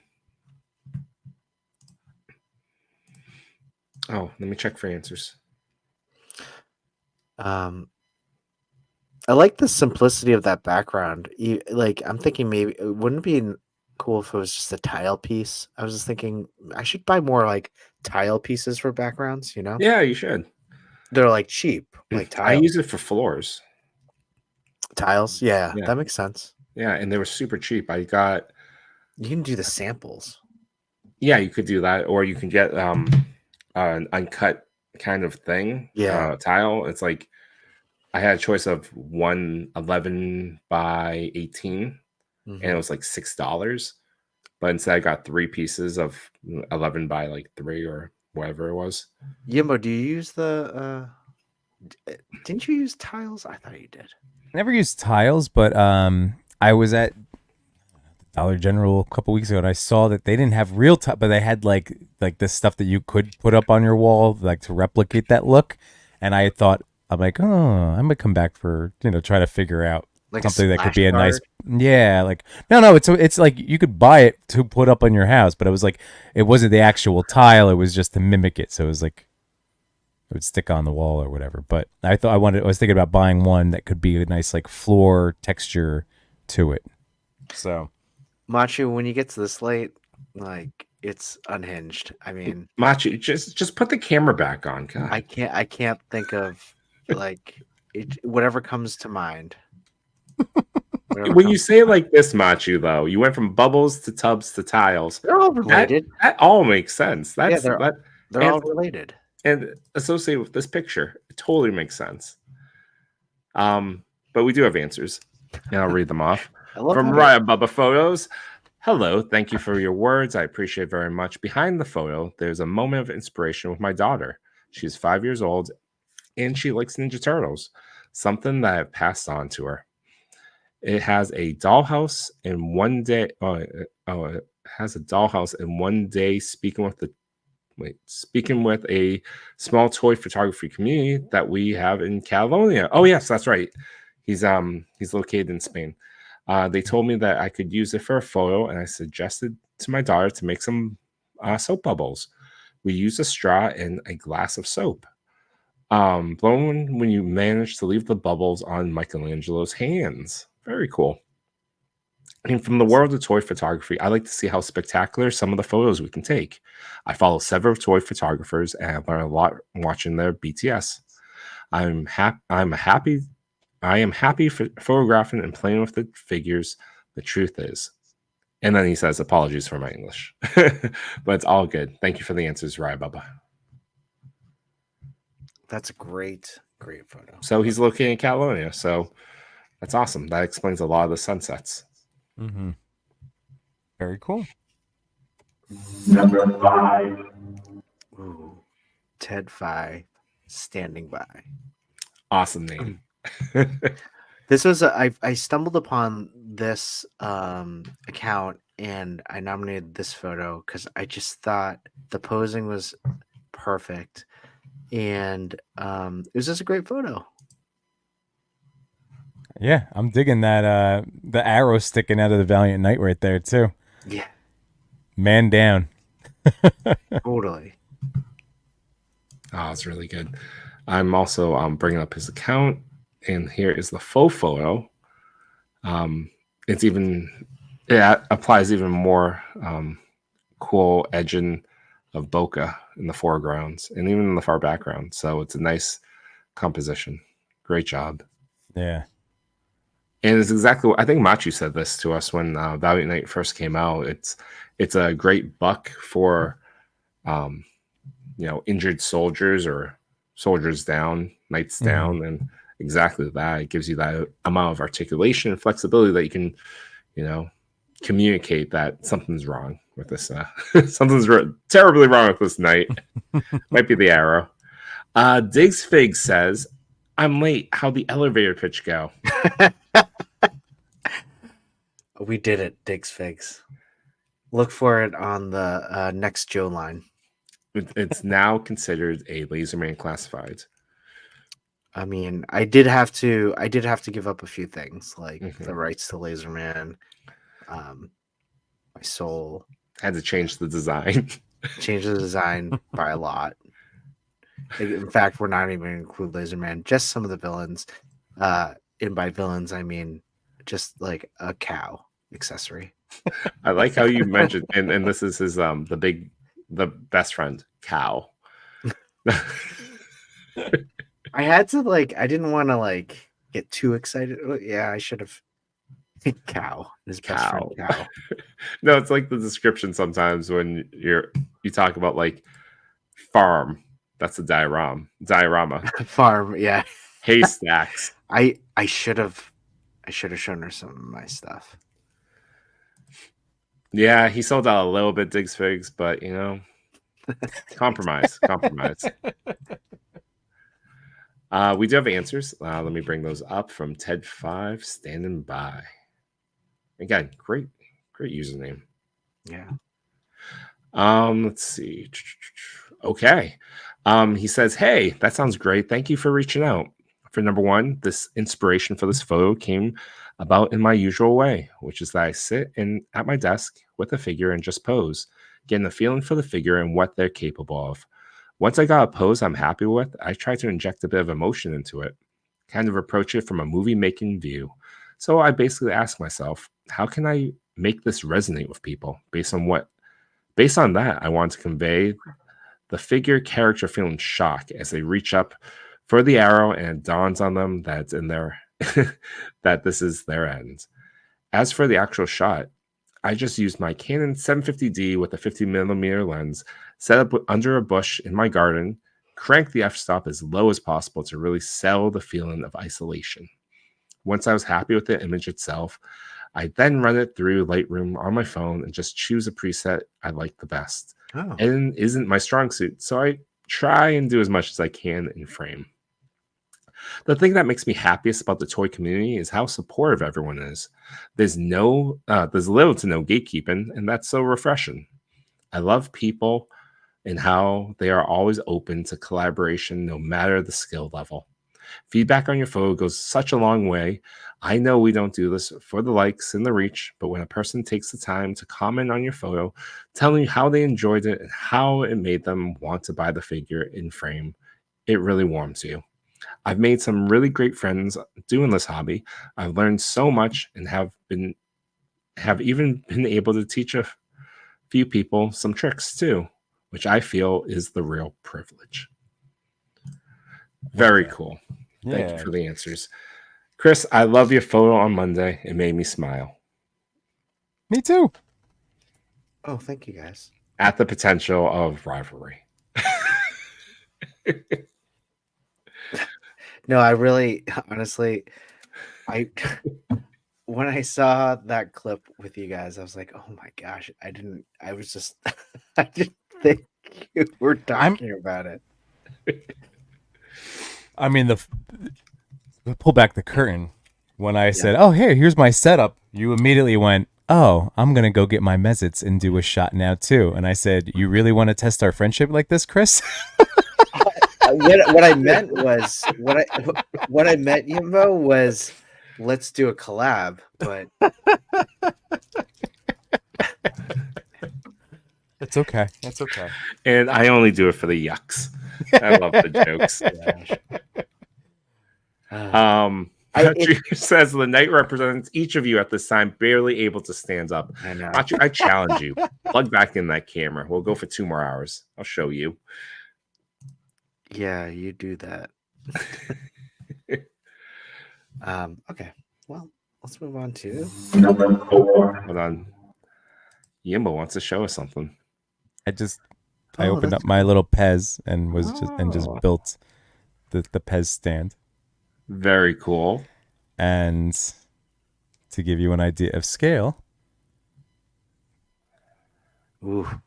It's close. It's close. It would work perfectly with a little large, slightly large. Go get your Hulk. Fits better. Or Diamond Select Hulk. Or oh yeah, baby, hang on. Ooh, baby. Hold on. This is the squirrel. This is the new squirrel here. Oh, that's good. Yeah. Ooh. That's good, Yimbo. Well, I'll probably lose to It's already gone. one other friend next week's Mezco Monday when I try to do a Pez shot with the turtles. I think I might get the Pez to do that. What's up, Clintastic in the house? What's up, man? Hey, what's up, Clint? What's going on? Chris, I'm not upset about this at all. I'm more bummed about the paint job that they did on that mask. Feelings. No, I'm mad about the mask. He's masking his feelings. He's bumping him. So, Yimbo. Yes, sir. Great. I can add myself back in you. I appreciate you, Yimbo. What? All right, let's move on. Number 4, major scale. It's getting late. You guys, can you just talk? Because I am toasted. Yimbo, eyes up. Witching hour for Chris. He's asleep. Major scale. Love it. This is an awesome shot. I love the mashup. We always talk about details, and I love this ritualistic skulls on the ground and the fire pit thing. Really love that. I mean, I just the degree of planning on this photo is great. Yeah, absolutely. And you know, it's Predator, it's Indiana Jones, but I feel like judging by where Indiana Jones has gone in the past couple of decades, it's not so far fetched that they would actually run into each other in some sort of temple. Yeah. I still have to watch the latest one. I know it's been on Disney Plus forever, but Same. Oh, you haven't? Neither of you watched it? I watched No. like half of it and then didn't finish it. Yeah, I get it. It's kind of a long movie. is it Um, is it good? Am I going to want to see it? yeah, it's all right. Is it better I- than Kingdom, or what is it, Crystal Skulls? It's better than Crystal Skulls, yes. The beginning is good. I really like I'm spoiling a movie a little bit, but it's a light spoiler. It starts off with a flashback. Okay. And I really enjoyed that that moment of the film. So I really enjoyed the beginning with the flashback, and I do like the third act. I think it does something. It tries something at least. I would have preferred if I can't say it without spoiling. So. All right.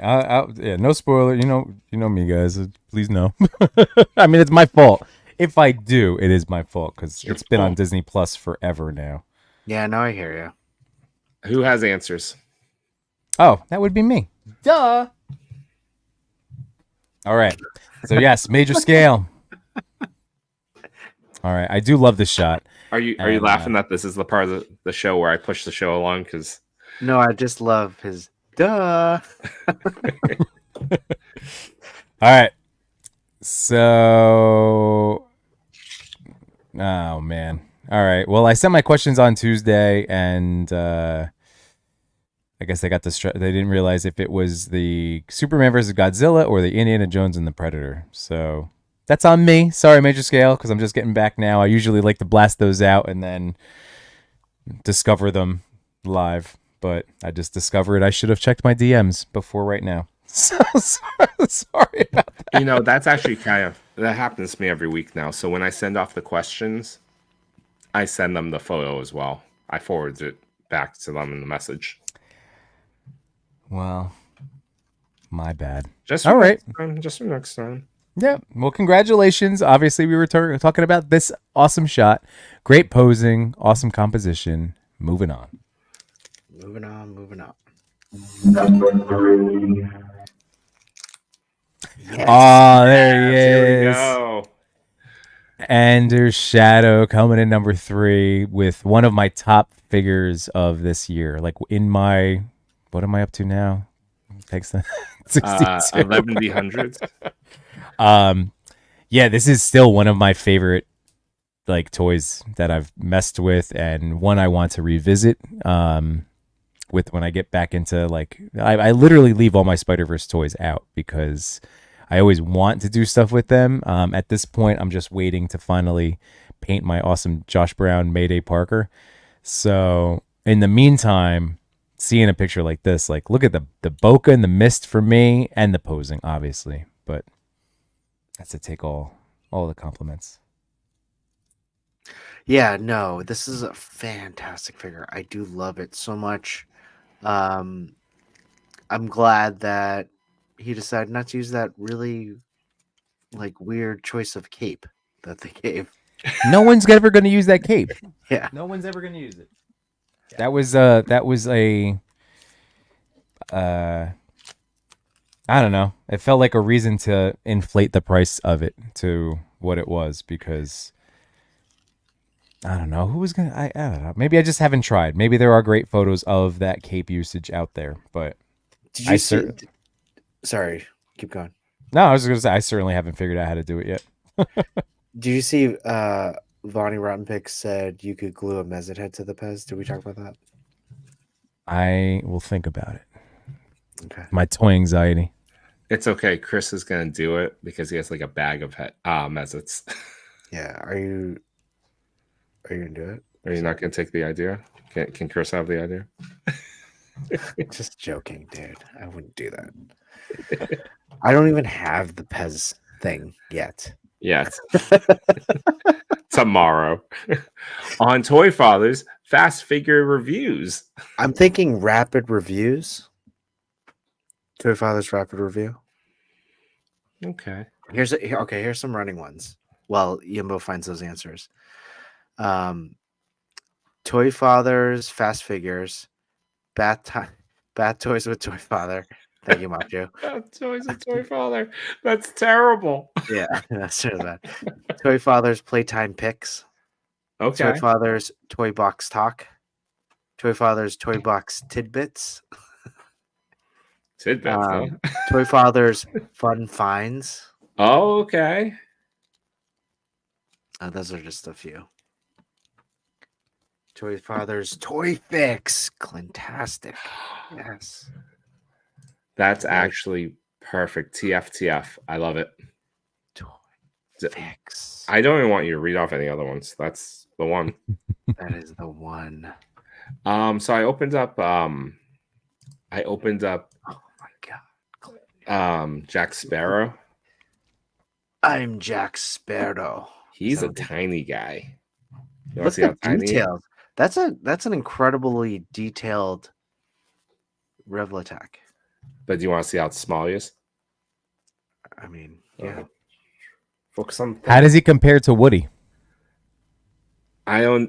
He's boxed up, but this is Morph. So did Morph come with that head? No.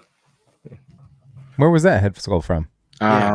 Age of Apocalypse. Morph. All I did was because I saw add Macho the head had that, and then take some of the gloves from the tactical suit X-Men. So you have the yellow hands instead of the flesh colors. Mm-hmm. There you go. Okay, so I'll need tactical suit X-Men. You could probably also take it from Cyclops. AOA, Morph, and then the cassette Morph. All right, that's only 30. So I mean, you could also you could probably just get the AOA head and get the tactical suit and just take off Gambit's head. If you don't want the leather jacket, you want like comic book or an Toy Biz Morph. He didn't have the jacket. okay. I'm using it's yellow, but there was a Deadpool that came with like the head on the little tank, and then there was another yellow head, and it kind of looks. I don't know who that character was supposed to be for, or what it was for, but I threw that on as my morph body, just because it's just just to kind of have that look. But anyway, getting back to number 3, the amazing shot by Ender Shadow, who pointed out. Yes. That there is that knockoff, I guess a quote unquote knockoff, where it's the custom. That's a whole thing that I haven't experienced yet in terms of like someone making a custom head for. I was very confused about that, but like he said, he makes it want to buy the whole thing, like to get the extra buck anyway. But yeah, that unmasked head sculpt that's floating out there does look pretty awesome. But here we go.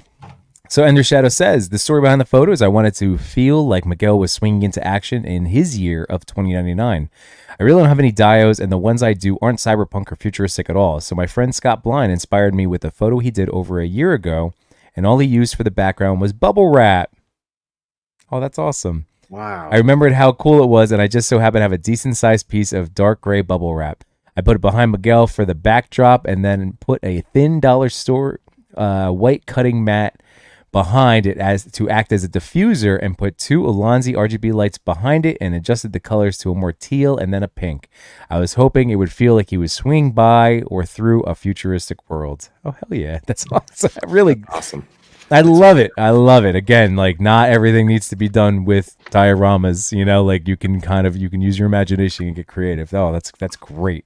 It's really cool. I actually I saw him pose this figure live on one of Go's streams, and so The pose is just perfect. So Yeah.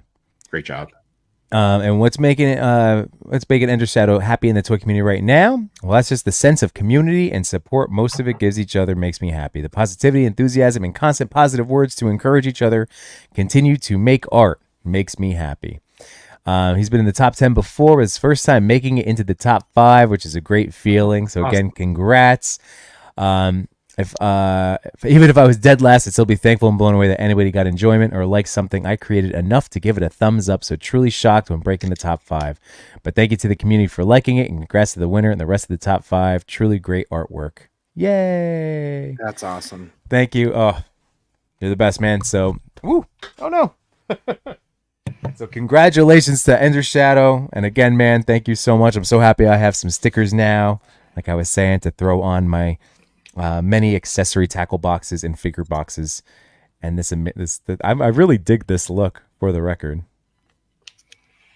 I really like it on the Mezco. Yeah, that's a good one. That looks good.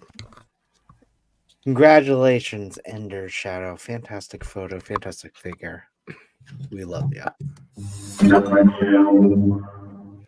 Before we get there, hold on. Look at this little thing it came with. Chris, look up. I'm looking, sorry. I'm writing Toy Fix. Came with this little pirate base.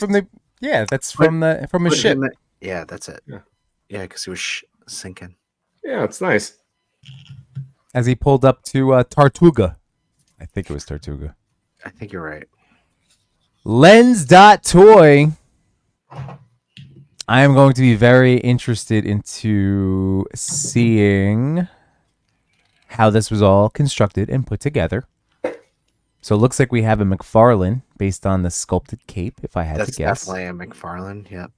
Really nice Superman pose, though. Just it's again subtle and simple. You just need those feet and legs tweaked in that nice little way. He's looking good, looking down. This has to be a Digirama, I would imagine. And I mean, it's such a classic. This was like one of my favorite scenes in the trailer for Man of Steel, because the trailer was like the best part of Man of Steel. I like the movie, but the trailer really hyped me up for it because it was so great. But when he's overlooking Earth like this, I think he had just gotten kicked out of the ship by what is oh gosh, it's so late. What is his name? Brainiac? What are you talking about? What part of the movie are you talking about? Superman Returns? Kicked out of the ship. Lex Luthor? I think Chris went mute for some reason. I mean, he is mute, but... Zod.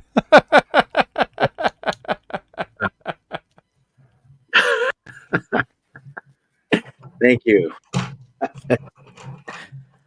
General Zod, yes. You know what? Great scene. Great scene, guys. It was a great scene.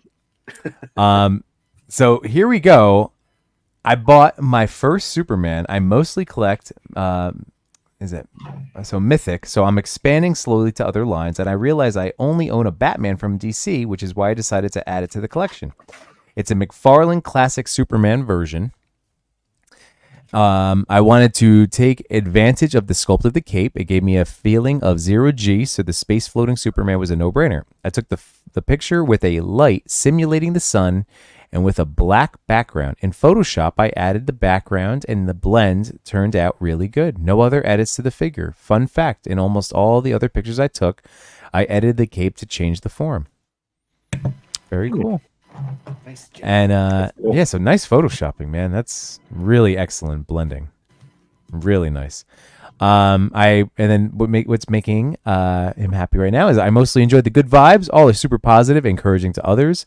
So whether it's full-blown influencers or complete newbies, all of them. It's a breath of fresh air and nothing else to add except for gratitude. I will continue to take pictures and share them with all. My Superman theme series is ending, but a new Star Wars theme series is coming. You're all invited to check it out. Sweet. Nice. Very Thanks cool. so much, Lens.toy. You're awesome. JP, yeah, man. Like, again, congratulations for coming in second place. And this is really well done. Really nice job editing. Good night, Enders. Good night. Oh, thanks for hanging out and keeping up with us, man. Appreciate you. Vonnie. And Oh, we made it to number 1. Bonnie Rotten. Bonnie Rotten. Man, this shot is so great, but like I based on all of his vapor work, I'm surprised like a vapor shot, like which again, this is going to be the first, I'm sure, of many times Bonnie Rotten will end up coming in number 1 because his stuff is just so good. I think he came in number 1 one time before with a vapor shot. Oh, was that was a number 1? I'm trying to remember. Was that when he was running down the street? Yeah, I'm sure. Owl on. Yeah, was that what? Oh man. Okay, so never mind. In my face, second time. At least I'm not keeping track. There's too many people. I can't keep track of everybody's. But man, I love it. This is so good, and I'm assuming this is all like made in terms of that wall, right? Carved out, put your own trim on there. Yep, I figured. Oh, and he has a probe lens. Oh, jealous. Man, oh man. Brilliant. Amazing. Yep. So freaking good. Oh, that's great.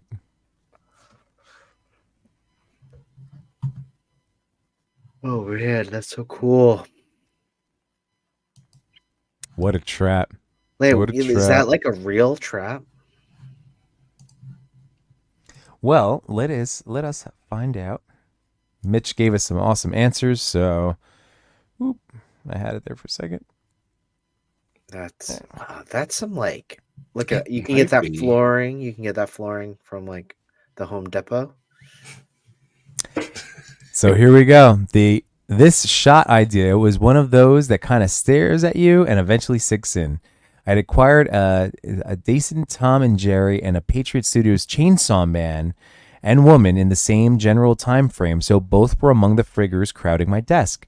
The large bear trap and Jerry just seemed to be a good fit for a more itchy and scratchy type version, so I went with it. Jerry is an odd scale, so I had to make something look appropriate, to me at least. I panned down some wood to a good thickness and then routed out a profile to make the base trim. I jigsawed it roughly to look like it was gnawed, glued it to a Dollar Tree foam core board, then I added some insulation, a small explosion effect, and a spool of thread and some dirt, dust, and wood shavings along the base. I drilled a small hole into the cheese to plug in my homemade free sign. I used a wide-angle lens to really distort the size and proportion. That's so cool. That is cool. That's, again, fantastic. And I love it. The effort that went in there. What's bringing Mitch joy right now is nothing particularly different for me about the community lately. Same old story, just enjoying taking pictures, fun, and seeing what other people can come up with. I'd also like to give a special thanks to Stan Kubrick for the wonderful nomination. That's so great, man. That's Oh, awesome. the probe, you see his thing. The probe was not necessary for this. For this one, was it? The probe was not necessary for this. Just when I had it on. When one has a probe lens, You use the probe lens. Yeah. uses probe lens. This is really phenomenal, dude. Again, I noticed the gnaw work too. It wasn't just that you carved it out like that. You really put the sawdust. Oh yeah, the little bit of dust. Like that's That's perfect. Great ad. Yeah. And the thought of like, again, an explosion as insulation and the spool of thread. It just, it's great. It's great. I love it. Really nicely done. This might be a regret buy for me. He's okay.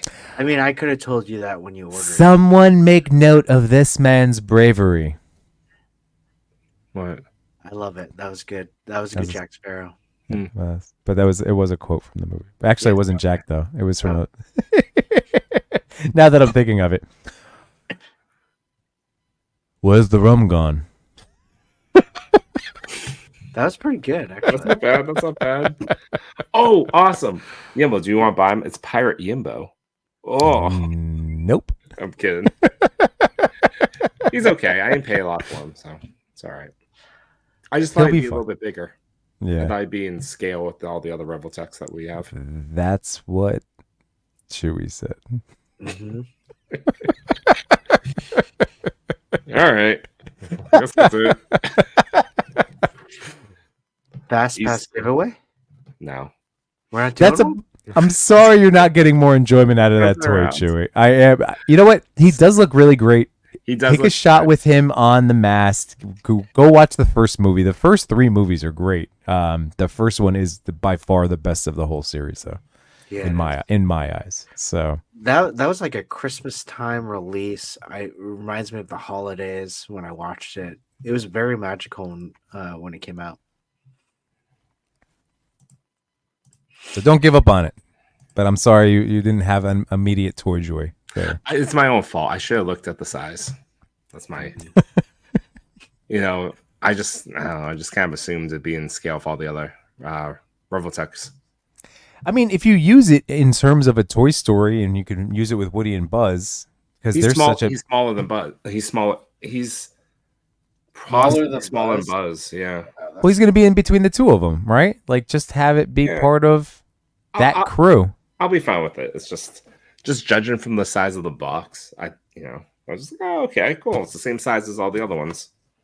But yeah, it's fine. Whatever.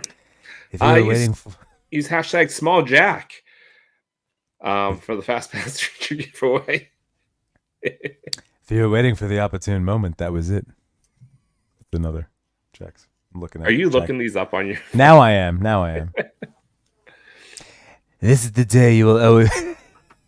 This is the day you always remember as the day you almost caught Jack Sparrow. All right, I can play this game. Jack Sparrow quotes. I'll do Why my fight best, when Jack. you can negotiate? Wherever we want to go, we'll go. I love this song. Not all treasure is silver and gold, mate. Oh, okay. No, I didn't finish this. Oh, Jack Sparrow by Lonely Island. Yes. Oh, yes. Very good. Michael Bowden. I love this song. Really? Bad eggs? And really bad eggs.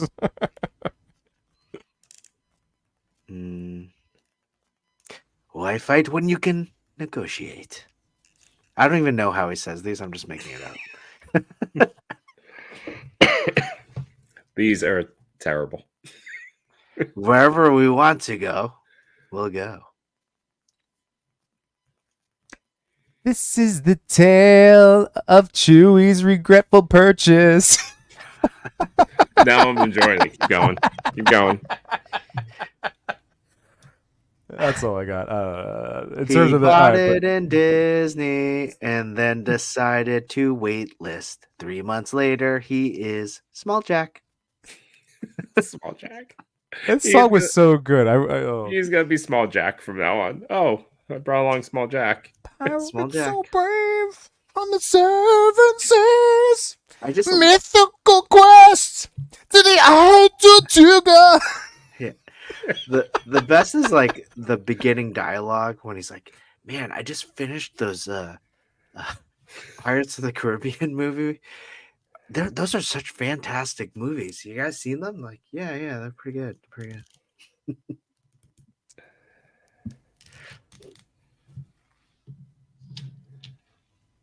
Small Spin? Jack. Oh, 3 entries? I mean, well, if that's all. It's rocking and rolling. I'm spinning. Here we go. Ready? Yeah. I mean, we're only trying to help get some eyes on accounts, everybody. It's all good. We know it's late. And Hey. Ramat, hello. All right. We're Awesome, gonna do it awesome, again. awesome. But why is the rum gone? Why is the wait again? Yeah. Retro Storm, and I'm gonna do it one more time. I'm just gonna give away 3. There's only 3 of them. Well, then why do we have to do another spin? It won't even let me do the last spin. So Body Rotten, Retro Storm, and Ravat. Actually, Retro Storm, you won last week's too. Let me know what you want to do with it. Let me spin again. Let me keep spinning. Yeah, you if you have a photo that you're interested in getting featured on the ToyPic Community Instagram page, just message me that photo. You can hold on to it for a little while. There's no time limit. If you want to pass it forward to someone else that you know could use a little extra attention, a little extra love, that's okay to pass it forward as well. And by the way, Retro Storm, Retro Storm and Rabbit. Retro Storm has this awesome April Fool's shot that I'm just seeing now of a stormtrooper getting turned pink with a red sock. That's amazing. It's great. Oh, love it, love it, love it, love it. This was awesome, guys. Thank you guys so much. In the chat, you guys, Emily, fantastic photos this week. Yeah, Top man. 10. 3-part show. We had the amazing show before the show with Emily, and we had our toy news segment, and then the fantastic top 10. Tales of Small Jack. Tales of Small Jack. He's gonna take really great pictures. Watch the movie. Get inspired. Wait, can we do? All right, let's do a single here. Okay. Oh wait, that's not what I want. We'll do. Let me take this. We'll do a single here. Okay. Now I want you to put Small Jack up there, and then Yimbo, I want you to do a Jack Sparrow voice. Unite my toy collectors, photographers, and more. We had some fun tonight, but we're out of pictures to explore.